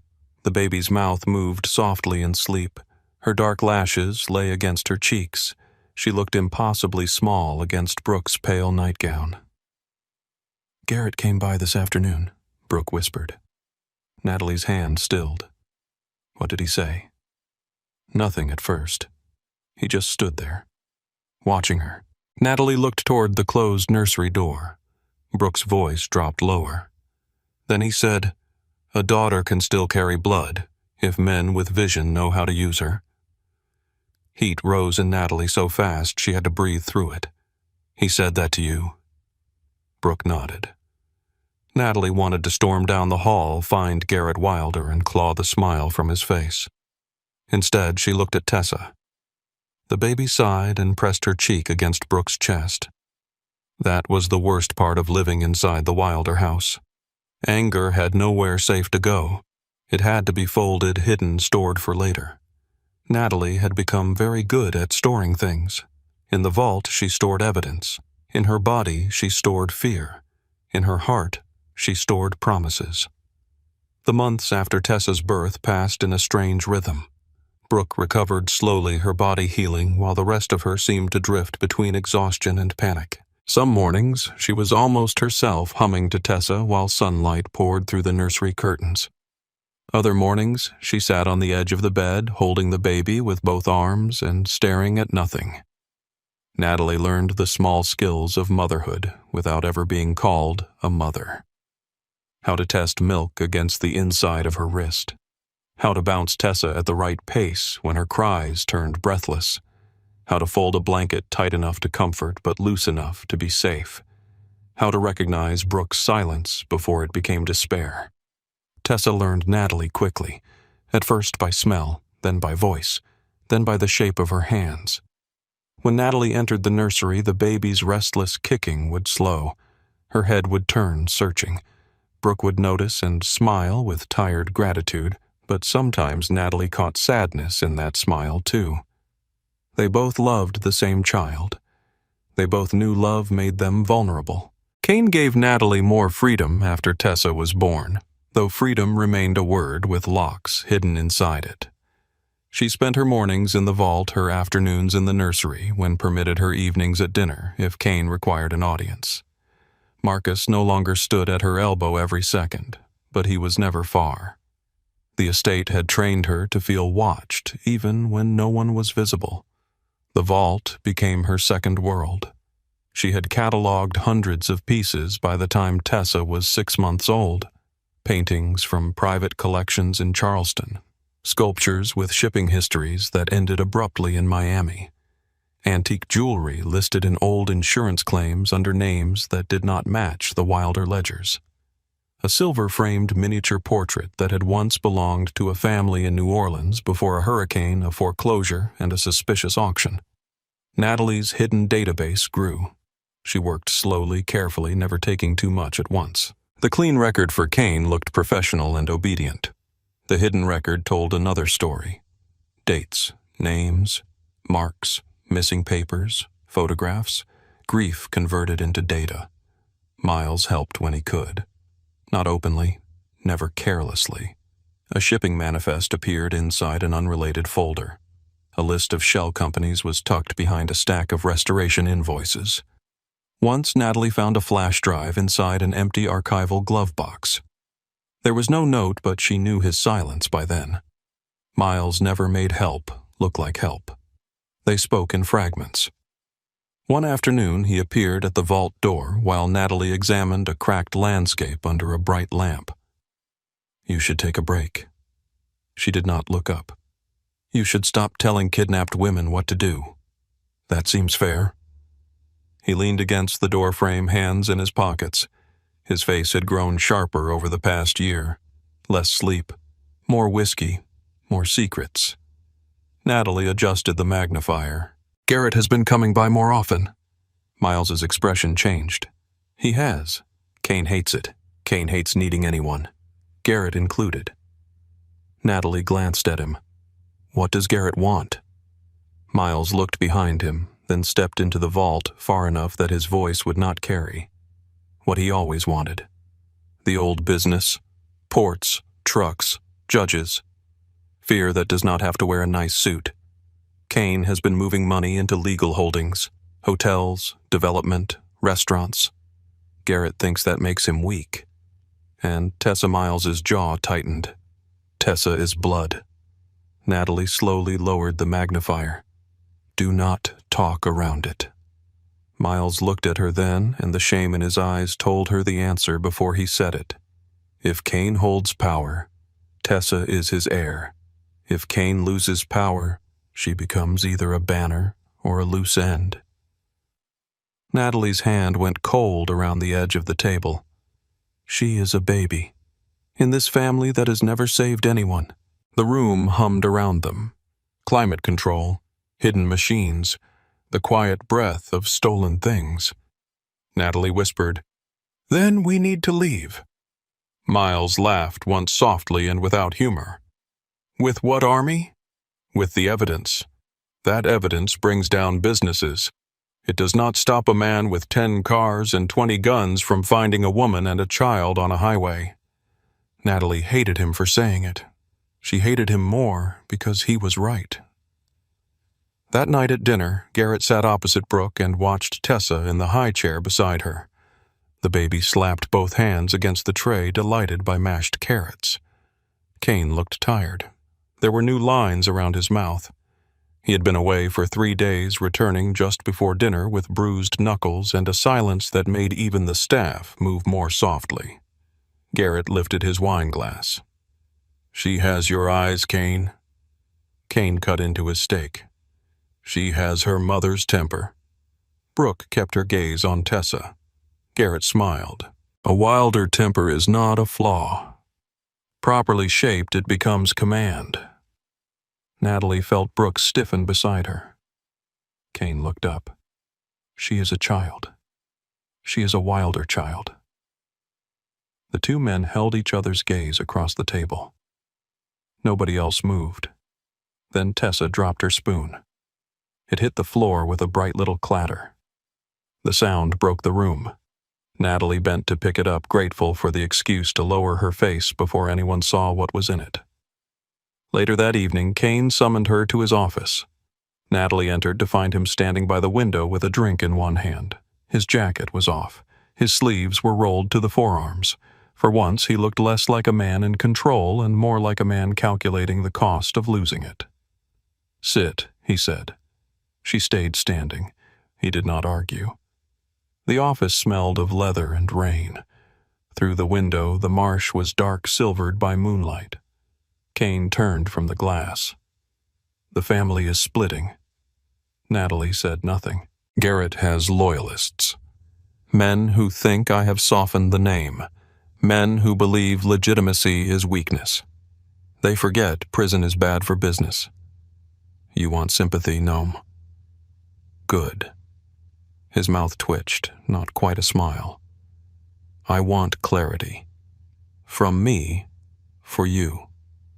He set his glass down. If something happens to me, Garrett will come for Brooke and Tessa. Natalie's pulse changed. You think I do not know that I think you underestimate what he will do. Brooke is useful because she is Tessa's mother. Tessa is useful because she is mine. You are useful because both of them trust you.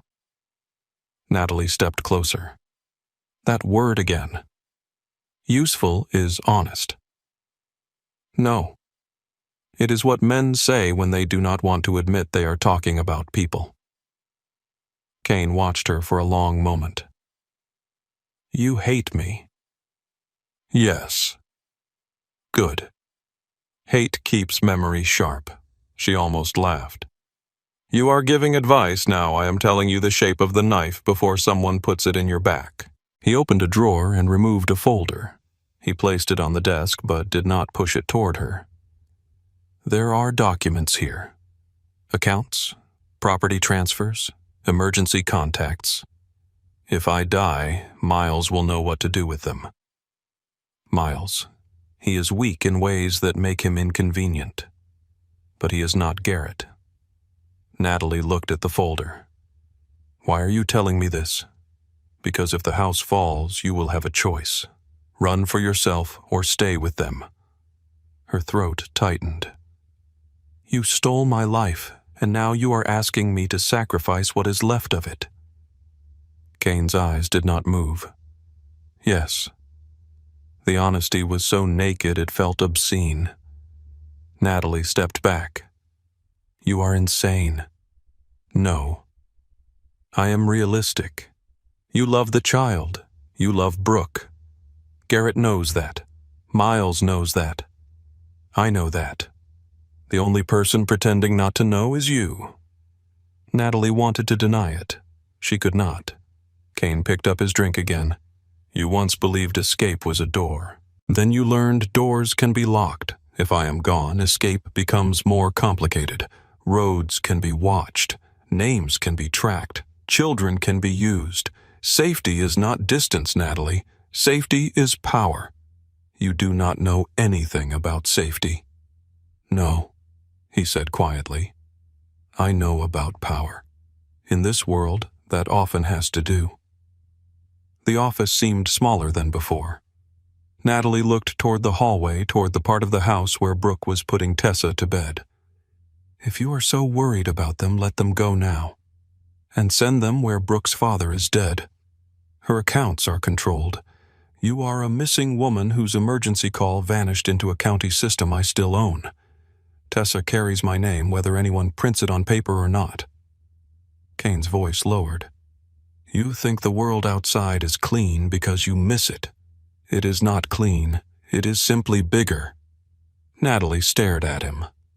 I will protect them, she said, but not because you asked. Kane nodded once. That is enough. She turned to leave. His voice stopped her at the door. If the moment comes, choose the child before your anger. Natalie did not look back. My anger is one of the things keeping her alive. In the nursery, Brooke was standing over Tessa's crib. The room glowed with a small lamp shaped like a moon. Tessa slept with one arm raised beside her head, mouth open, cheeks flushed from crying herself tired. Brooke did not turn when Natalie entered. He talked to you. Natalie closed the door softly. Yes. About Garrett. Yes. Brooke wrapped her arms around herself. I heard shouting this afternoon. From the West office. Garrett said Kane was letting sentiment rot the family. Natalie stood beside her.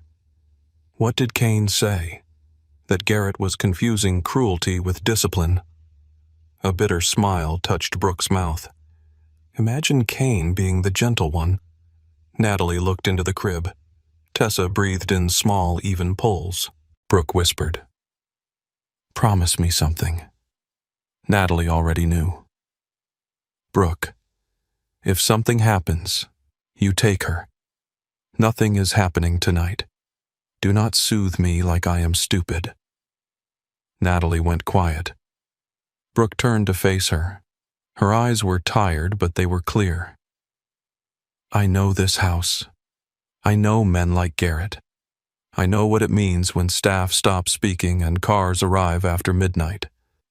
Something is coming. Natalie's chest tightened. Brooke took her hand. If you have to choose between me and her, choose her. No. Natalie. No. You promised me once you would not leave me. I remember. Now I am asking you to love me enough to break that promise. Natalie looked away because the room blurred. Brooke squeezed her hand. Tessa gets out. Whatever it costs. Whatever you have to do. She gets out. Natalie looked down at the child in the crib. The promise formed inside her before she spoke it. "I will take care of her." Brooke closed her eyes. A tear slid down her cheek. "Thank you." Natalie wanted to say more, but words were too small for the thing between them. 3 weeks later, the house exploded into gunfire. Natalie was in the vault when it began. She had been photographing a Dutch landscape with a repaired tear near the lower right corner. Her camera was mounted. Her gloves were on. The hidden database sat open beneath a false window on the computer screen. The first shot cracked through the ceiling. She froze. A second shot followed. Then 3 more fast and sharp. Voices shouted above her. Natalie pulled off her gloves and ran for the door. It opened before she reached it. Miles stood there breathing hard, a gun in his hand. "Come with me." "Brooke. Nursery." Natalie grabbed the flash drive from beneath the keyboard and shoved it into her pocket.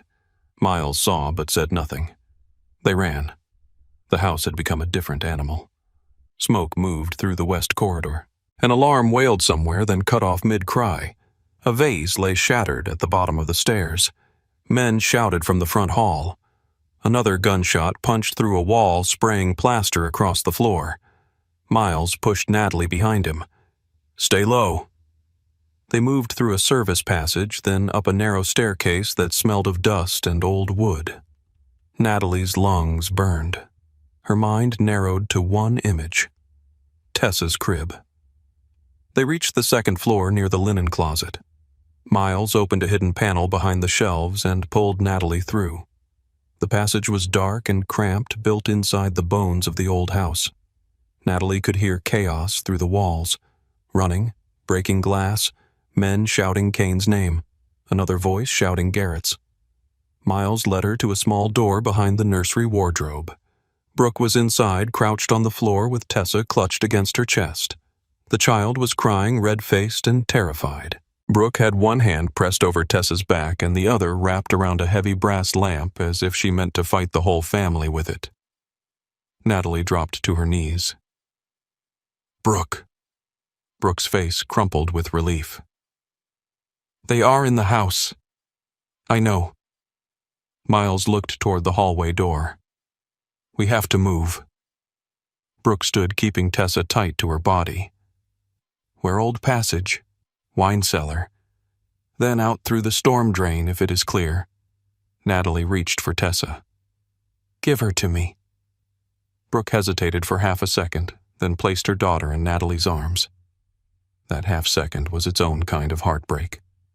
Tessa clung to Natalie's sweater, sobbing. Natalie pressed her lips to the child's hair. "Quiet star," she whispered. "We have to be a quiet star now." Brooke grabbed a small blanket from the crib. Miles opened the wardrobe panel wider. "Go." They entered the passage. It was too narrow for running. Natalie moved sideways. Tessa held tight, Brooke behind her. Miles last with the gun. Dust filled her mouth. The walls seemed to press against her shoulders. Somewhere nearby, someone screamed. Tessa jerked at the sound. Natalie rocked her as they moved. I know, I have you." The passage opened above a back stairwell. They descended into colder air. At the bottom, Miles paused, listening. Voices came from the wine cellar. Garrett's voice. Natalie had heard it enough times to know the smooth cruelty in it. "You think blood makes him untouchable. Blood can be spilled." Another voice answered. "Kane, you were always better at threats than outcomes." Miles looked at Natalie. "Stay here," his eyes said. Then he moved down the last steps. Natalie could not see everything from the shadows, only fragments through the open cellar door. Kane stood near a rack of old bottles, one hand pressed against his side. Blood darkened his shirt. Garrett faced him from across the room, silver hair, neat gun, steady. 2 men lay on the floor between them. Miles stepped in with his gun raised. Garrett turned slightly. "There he is, the guilty conscience." Miles's voice was flat. "Put it down." Garrett smiled. "For her, for the bride, for the child who should have been born a boy." Brooke stiffened behind Natalie. Kane looked toward the stairwell and saw them. For the first time, Natalie saw fear on his face. Not for himself, for what Garrett had just noticed. Garrett's gaze shifted. His smile widened. Well, everything happened quickly. Kane fired first. Garrett fired too. The sound inside the cellar was deafening. Brooke gasped. Miles shot once. Garrett hit the floor. Kane staggered back against the wall, then slid down slowly among the broken glass and spilled wine. Silence followed except for Tessa crying into Natalie's shoulder. Miles kicked Garrett's gun away, then knelt to check him. "Dead," he said. Kane laughed once, wet and faint. Always needed someone else to finish things. Miles turned toward him. Kane's eyes moved past Miles to Brooke, then to Tessa. Natalie stepped into the room despite herself. Brooke followed, pale as paper. Kane looked at his daughter for a long moment. Tessa had stopped crying.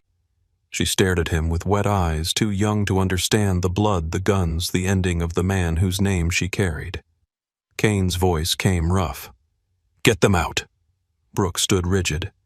"You do not get to give orders now." His gaze moved to her. "I kept you alive." Brooke's face changed then. Something old and frightened in her went still.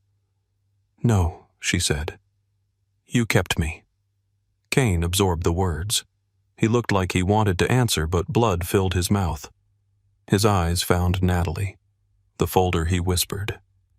"I know. Choose her." Natalie held Tessa tighter. "I already did." Kane's gaze stayed on the child until it emptied. No one moved for several seconds. Then the house cracked with another round of gunfire somewhere above. Miles stood. "We leave now." They did not go through the storm drain. Too many men were outside. Too much movement near the west lawn. Miles took them instead through the old tunnel beneath the wine cellar, a brick passage once used for smuggling liquor from the marsh. The air was wet and close. Brooke stumbled twice. Natalie carried Tessa until her arms burned, then carried her longer. At the far end, Miles opened a rusted metal hatch hidden beneath reeds near the dock. Dawn was beginning to gray the sky. Smoke rose from the west wing of the estate. Sirens wailed in the distance, though Natalie no longer believed sirens meant rescue. Men moved across the lawn like shadows breaking apart. Miles led them to a boathouse. Inside, a small motorboat waited. Brooke climbed in first. Natalie passed Tessa to her, then stepped down after them. Miles untied the rope and started the engine. As the boat pulled away through the marsh, Natalie looked back at the house. The Wilder estate burned in one corner, golden windows flickering behind smoke. For years it had seemed immovable. Now it looked like every other beautiful thing built on rot. They reached a safe house on the coast near Tybee Island before noon. It was small, weathered, and plain. No columns, no chandeliers, no portraits staring from walls. Just white siding, a screened porch, and gulls crying over gray water. Brooke sat on the couch with Tessa asleep in her lap and did not speak for almost an hour. Natalie stood at the kitchen sink washing blood from her hands. Some of it was Kane's. Some of it was from the scrape she had opened again while crawling through the tunnel. Some of it she could not identify. Miles came in after securing the house. He looked older than he had that morning. "Garrett's loyalists will not stop because Garrett is dead," he said. Natalie turned off the water. "Kane is dead too. That makes it worse." Brooke looked up. Why Miles leaned against the doorway. "Because Tessa is the last direct blood. Some will want to use her. Some will want to erase her. Some will want to trade her name for power." Brooke held Tessa closer. "No." Miles reached into his jacket and placed 3 passports on the kitchen table. Natalie stared at them. Different names, different photographs. Hers, Brooke's, Tessa's. "How long have you had these?" Miles did not answer directly. "Long enough." Brooke's voice was barely above a whisper. "We can leave." "Yes." Natalie looked at him, and then Miles met her eyes. You run until the wrong person recognizes you, until someone follows a bank record, until Tessa gets sick, and a hospital asks questions, until Brooke's face shows up in the wrong database, until one of Garrett's men decides there is money in finding ghosts. The room seemed to shrink. Brooke looked down at her daughter. So, we are still trapped. Miles' face tightened. I can make the world believe you died today. Natalie went very still. What does that mean? The West Wing is burning. There are bodies in that house. Some are badly burned already. The county coroner owes the family. The sheriff owes more. By nightfall, the report can say Brooke Wilder, Natalie Quinn, and Tessa Wilder died in the fire during the attack. Brooke closed her eyes. Natalie whispered, You want to kill us on paper.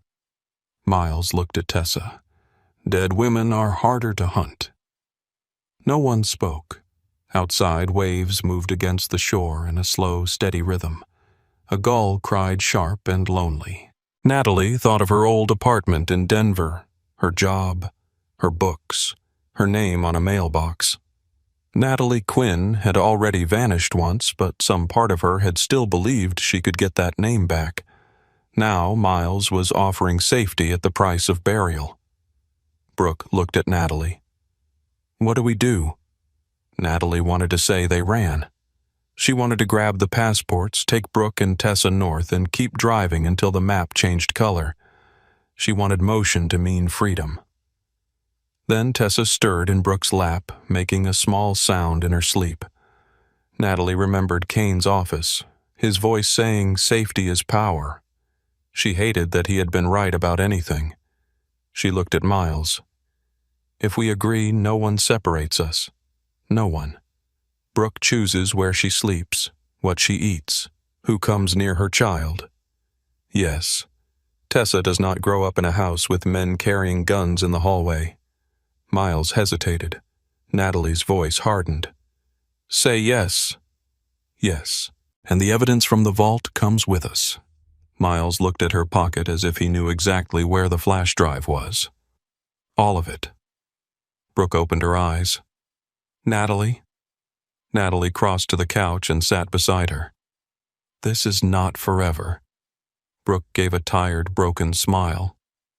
Nothing good ever is. Natalie looked at Tessa. This will be. By evening, the news said the Wilder estate had suffered a catastrophic fire after an internal criminal dispute. Several unidentified bodies were recovered. Sources close to the investigation believed Kane Wilder, Garrett Wilder, Brooke Wilder. Natalie Quinn and a young child were among the dead. Natalie watched from the safe house living room. Her own face appeared on the screen in an old museum staff photo. Quiet, brown-haired, half-smiling, a woman from another life. Brooke turned away when Tessa's name was mentioned. Miles stood near the window, arms crossed. The reporter spoke of tragedy, organized crime, unanswered questions, and a prominent family's violent collapse. Natalie muted the television. The silence afterward felt like earth falling on a coffin. Brooke whispered, My father will never know. Natalie sat beside her. Know what? That I lived. Natalie took her hand. He sold you to survive his own mistakes. Brooke looked at her. I know. The words were simple, but they carried years. Brooke looked back at the blank television screen. I loved him anyway. That is the part I hate. Natalie rested her head gently against Brooke's shoulder. I know. Miles gave them new names the next morning. Natalie became Nora Ellis. Brooke became Beth Carver. Tessa became Tess Carver. They moved before dawn to a cottage farther up the coast hidden behind scrub pine and salt grass. It was not freedom, not fully. There were rules, no old contacts, no photographs online, no doctors without preparation, no banks with real history, no school until Miles built the paper trail. but the doors did not lock from the outside. That first night, Natalie stepped onto the porch and stood barefoot in the warm dark. The ocean breathed beyond the dunes. Behind her, Brooke sang softly to Tessa, her voice thin but steady. Miles came outside and stopped at the other end of the porch, leaving space between them. For a while, neither spoke. Then Natalie said, "You gave us freedom with walls around it." Miles looked toward the water. "It was the only kind I knew how to build." She turned to him. "Then learn another." The words stayed between them. Miles nodded once. "I am trying." Natalie believed him. Not completely, not safely, but enough to let the silence continue. In the weeks that followed, Natalie began rebuilding the hidden database from the flash drive. Miles brought her more records from the pieces of the Wilder operation now under his control. Account numbers, shell company lists, shipping routes, names of judges, deputies, brokers, handlers, men who had smiled at weddings while moving stolen art and blood money through the state. Natalie worked at the kitchen table after Brooke and Tessa fell asleep. Some nights Miles sat across from her, adding names she could not have known. One night she looked up from a manifest. "You are not preserving the family." Miles did not answer. She closed the folder. "You are burying it." His eyes stayed on the papers. "I buried the wrong people for too long." Natalie studied him in the yellow kitchen light. "You know this will take you down too?" "Yes. And you are still doing it." Miles looked toward the hallway where Brooke and Tessa slept. "I opened a gate once and called it courage. It was not enough." Natalie looked back at the records. Outside, the ocean moved in the dark, patient and endless. Inside, the dead women breathed, worked, remembered, and waited for the truth to become heavier than fear. The first federal raid happened before sunrise. Natalie was awake when the message came. She had been sitting at the kitchen table in the coastal cottage, a mug of coffee cooling near her hand, and the hidden database open on the old laptop Miles had given her. Outside, the ocean was still black. Wind pressed against the windows. Brooke and Tessa slept down the hall, wrapped in the kind of quiet that still felt borrowed. The phone on the table buzzed once. Natalie looked at it. Only 3 people had that number. Brooke, Miles, and the emergency contact Miles had sworn she would never need unless the ground finally opened. The screen showed a blocked sender. 4 words appeared. "It is time now." Natalie did not move. For months, maybe years, she had known the moment would come. She had helped build it piece by piece. Every stolen painting, every shipment number, every false charity account, every judge paid through a cousin's construction company, every deputy whose mortgage had been settled after a missing person report disappeared. She had told herself she was ready. Her hand still shook when she reached for the flash drives hidden beneath the loose board under the sink. Brooke appeared in the hallway a few minutes later wearing an old sweater and sleep-tangled hair. She did not ask why Natalie was awake. She saw the laptop, the phone, the open cabinet, and understood. "Is it Miles?" Natalie nodded. Brooke's face went pale. "Are they coming here?" "Not if he kept his word." Brooke crossed the kitchen and sat down slowly. For a moment they only listened to the house. Pipes clicking, wind at the glass. Tessa breathing faintly through the baby monitor, though she was nearly 7 now and did not need one. Brooke kept it anyway. Natalie had never asked her to stop. Natalie slid the phone across the table. Brooke read the message. Her mouth tightened. "What does time mean?" Natalie looked at the flash drives in her palm. "It means we stop being dead." Brooke closed her eyes. The words sounded impossible in that quiet kitchen. For years, the world had believed Natalie Quinn, Brooke Wilder, and Tessa Wilder had died in a fire. Their old names were ash. Their new names were paper. They had lived carefully, softly, like women walking across a frozen lake and listening for cracks. Natalie expected Brooke to say no. Instead, Brooke opened her eyes. "Then we do it before I lose my nerve." At dawn, the news broke. Federal agents executed warrants at Wilder properties across Georgia, Florida, South Carolina, and New York. Warehouses near the port, law offices in Savannah, a private aviation company in Jacksonville, a luxury hotel group registered through 6 shell corporations, a courthouse clerk's home, a judge's vacation property on Lake Oconee. The anchors spoke in polished voices about organized crime, racketeering, art theft, public corruption, and a criminal network hidden beneath legitimate Southern business. Then Miles Wilder appeared on the screen.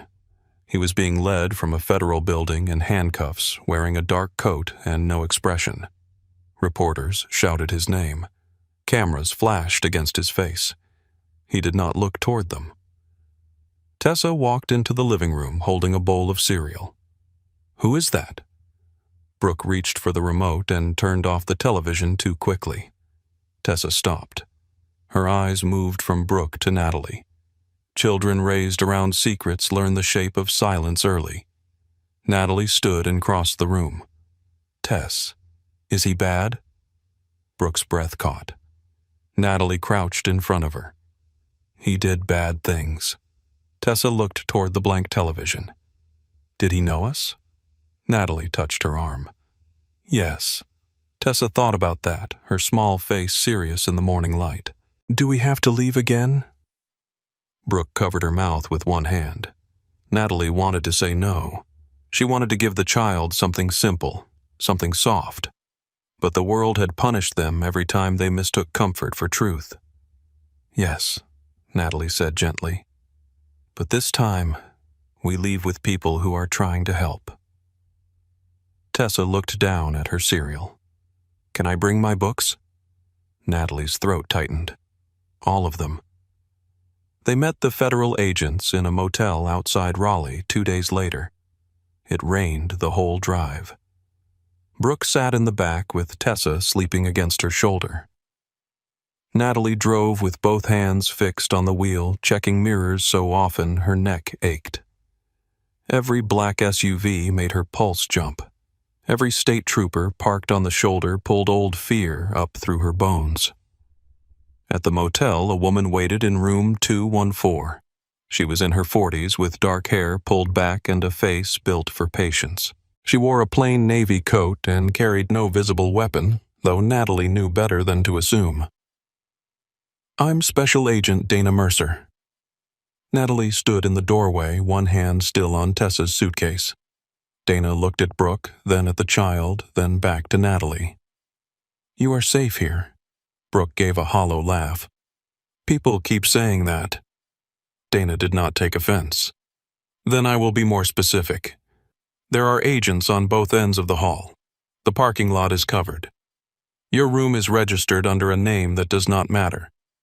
No one followed you from the coast." Natalie studied her. "How do you know?" "Because we followed the people who would have followed you." That was the first thing Dana said that Natalie believed.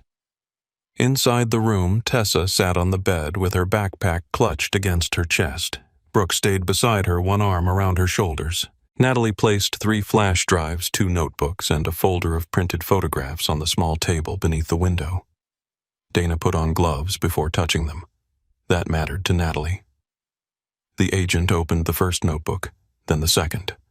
She looked through the photographs one by one. Frames, labels, shipping crates, account codes, letters hidden behind canvas backing, names of families who had lost things and men who had profited from the losing. Dana's expression changed slowly. Not shock. She was too practiced for that. Recognition. She looked up. "Do you understand what you built?" Natalie sat across from her. "A catalog." Dana shook her head. "No. This is the skeleton of the Wilder organization."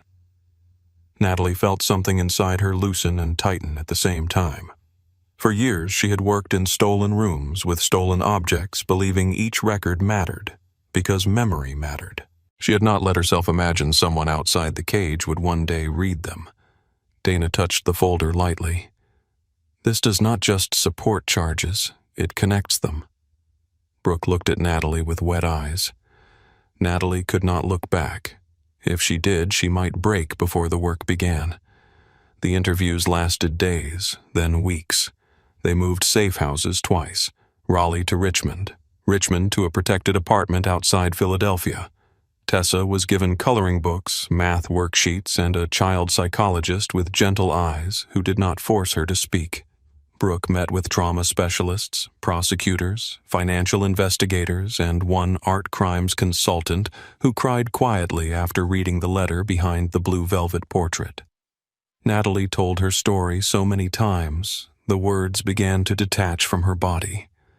The wedding, the hallway, the veil, Kane saying wrong bride, the locked room, the breakfast table, the basement, the phone call, the vault, Tessa's birth, Garrett, the fire.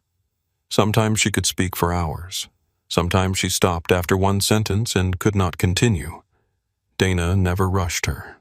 When Natalie apologized once, Dana closed her folder. You survived people who trained you to apologize for taking up space. Do not do their work for them. Natalie looked away. The kindness hurt almost as much as the memories. Brooke's testimony came later. She resisted at first. Not because she wanted to protect anyone, because speaking made the past real in a way surviving had not. On the morning of her formal deposition, she stood in the bathroom of the safe apartment with both hands on the sink. Natalie stood behind her. Brooke stared at her reflection. I hate that I still hear his voice. Kane. Brooke nodded. When I make decisions, when I tell Tessa no, when I lock a door, I hear him telling me what safety costs. Natalie stepped closer. Then, answer him. Brooke looked at her in the mirror. With what? The truth. Brooke's eyes filled. I do not know what that is anymore. Natalie placed a hand on her shoulder. Yes, you do. At the deposition, Brooke's voice shook at first. She described her father's debt, the threats, the wedding, the attempted escape, the marriage contract no one called coercion because expensive lawyers had dressed it properly.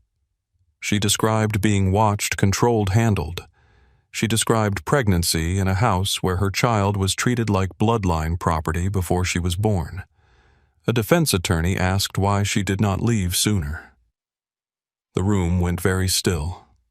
Brooke looked at him for a long moment. Then she said, Because every door I opened led to someone else's grave. The attorney looked down at his notes. Brooke did not. Natalie sat behind her hands folded so tightly her fingers hurt. Afterward, Brooke walked into the hallway and leaned against the wall. Natalie thought she might collapse. Instead, Brooke began to laugh. It was small at first, then broken, then full of tears. Natalie stepped close. Brooke covered her mouth. I said it. You did. I said it and no one dragged me into a room for it. Natalie took her hand. No one will. Brooke gripped her hard. For the first time in years that sounded almost true. Miles pleaded guilty in federal court. Natalie watched from the back row under a temporary name, her hair cut shorter, her face altered by plain glasses and a posture she had learned for hiding. Brooke stayed home with Tessa. She said she had no desire to watch another Wilder man perform regret in a suit. The courtroom was cold. Miles stood before the judge and admitted to crimes that filled the air like smoke. Racketeering, obstruction, conspiracy, money laundering, transport of stolen property, bribery of public officials. He spoke clearly. He did not ask for sympathy. When the judge asked if he understood the consequences of his plea, Miles said yes. Natalie believed him. After the hearing, Dana asked if she wanted 5 minutes. Natalie almost said no. Then she found herself in a small interview room with gray walls and a table bolted to the floor. Miles entered with a federal marshal. His wrists were cuffed in front of him. He looked thinner than when she had last seen him at the cottage. older too. But his eyes were the same, tired, careful, full of things he had no right to ask anyone to forgive. The marshal stayed near the door. Miles sat across from Natalie. For a moment, neither spoke. Then he said, "You cut your hair." She touched it without thinking. "You confessed." His mouth moved slightly. Seemed overdue. Silence settled between them. Natalie looked at his hands. "I hated you for opening the gate too late. I know.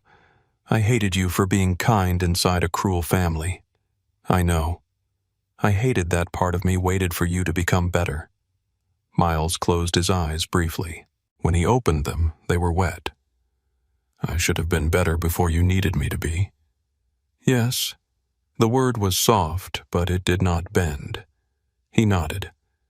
"I am not asking you to forgive me." "Good." Another silence.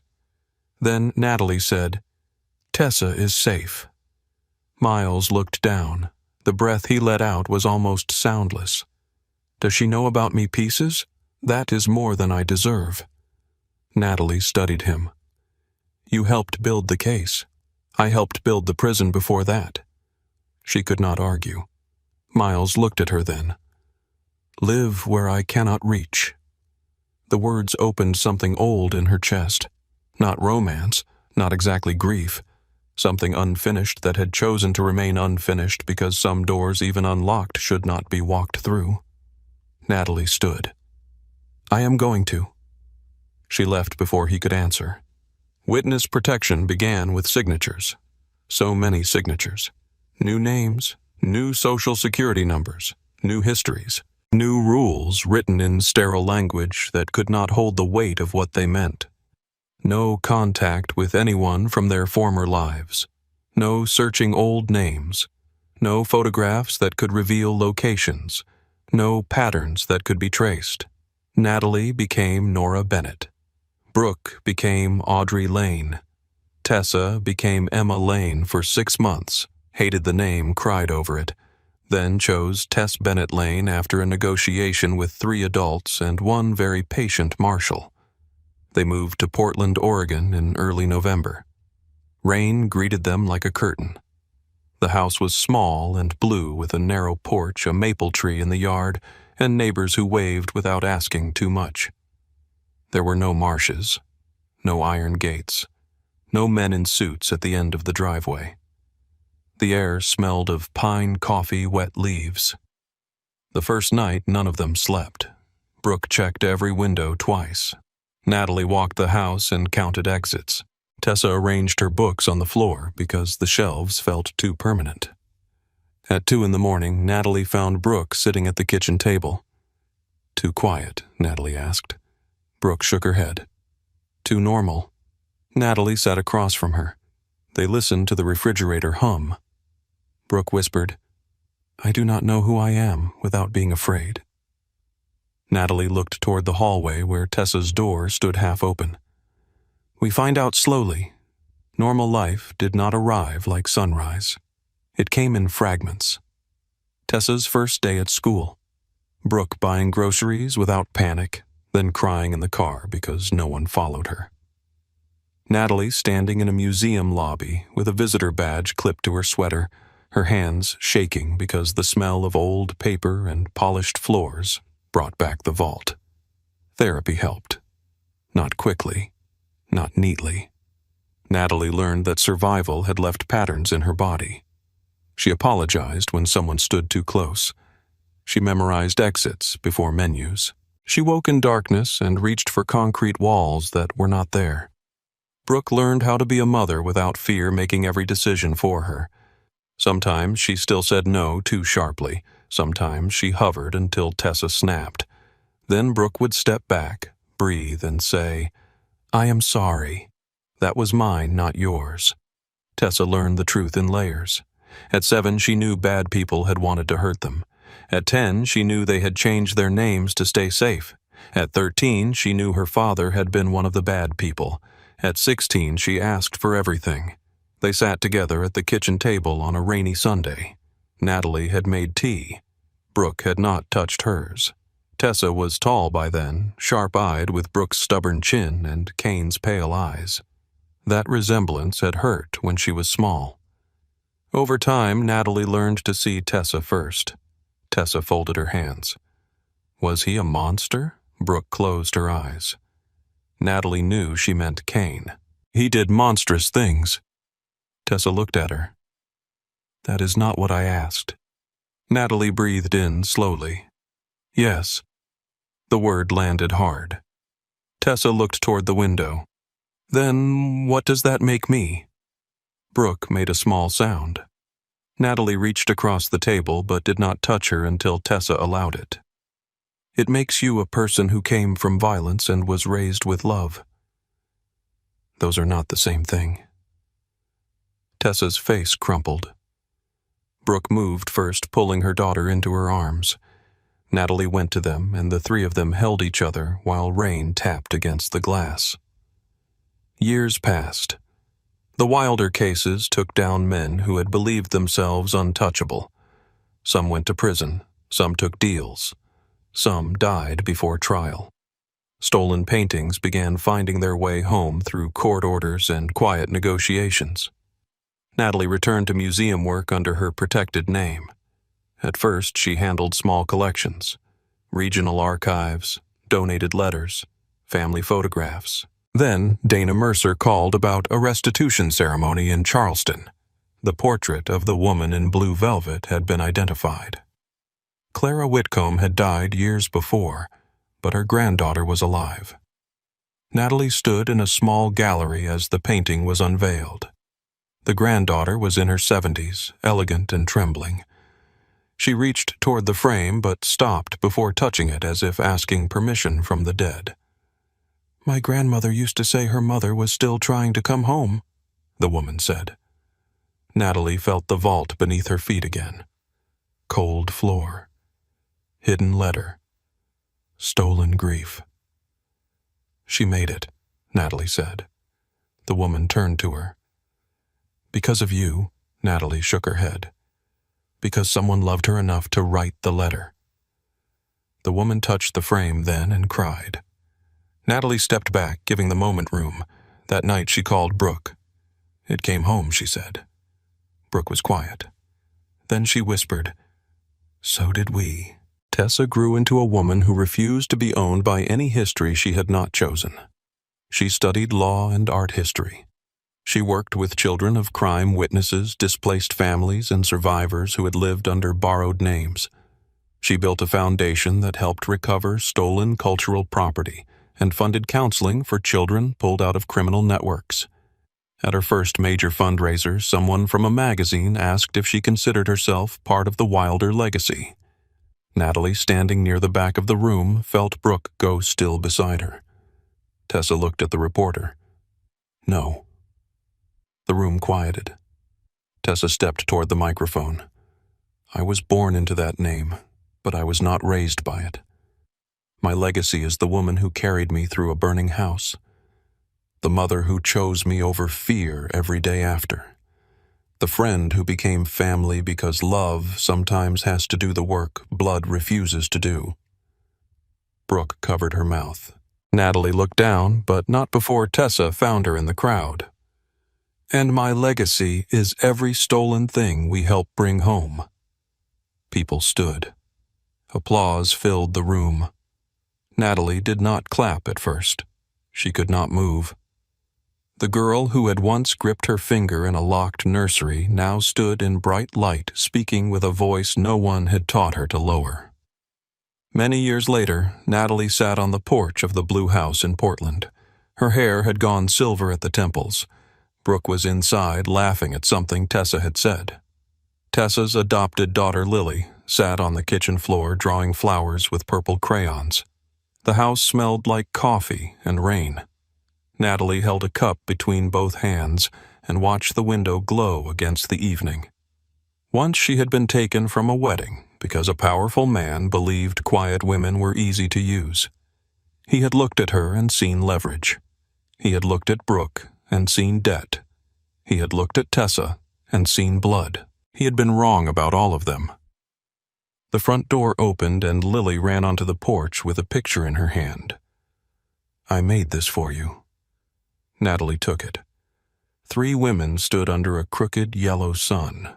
A little girl stood between them, holding all their hands. Natalie smiled. "Who are they?" Lily pointed carefully. "That's Grandma Audrey. That's Mom. That's you. And that's the house." Natalie looked at the drawing. There were no gates, no guards, no locked windows, just a small house, a bright sun, and 4 people standing close enough to be safe. She placed the drawing against her heart. Inside, Brooke called them in for dinner. Natalie rose slowly, one hand on the porch rail, and followed the child into the warm light.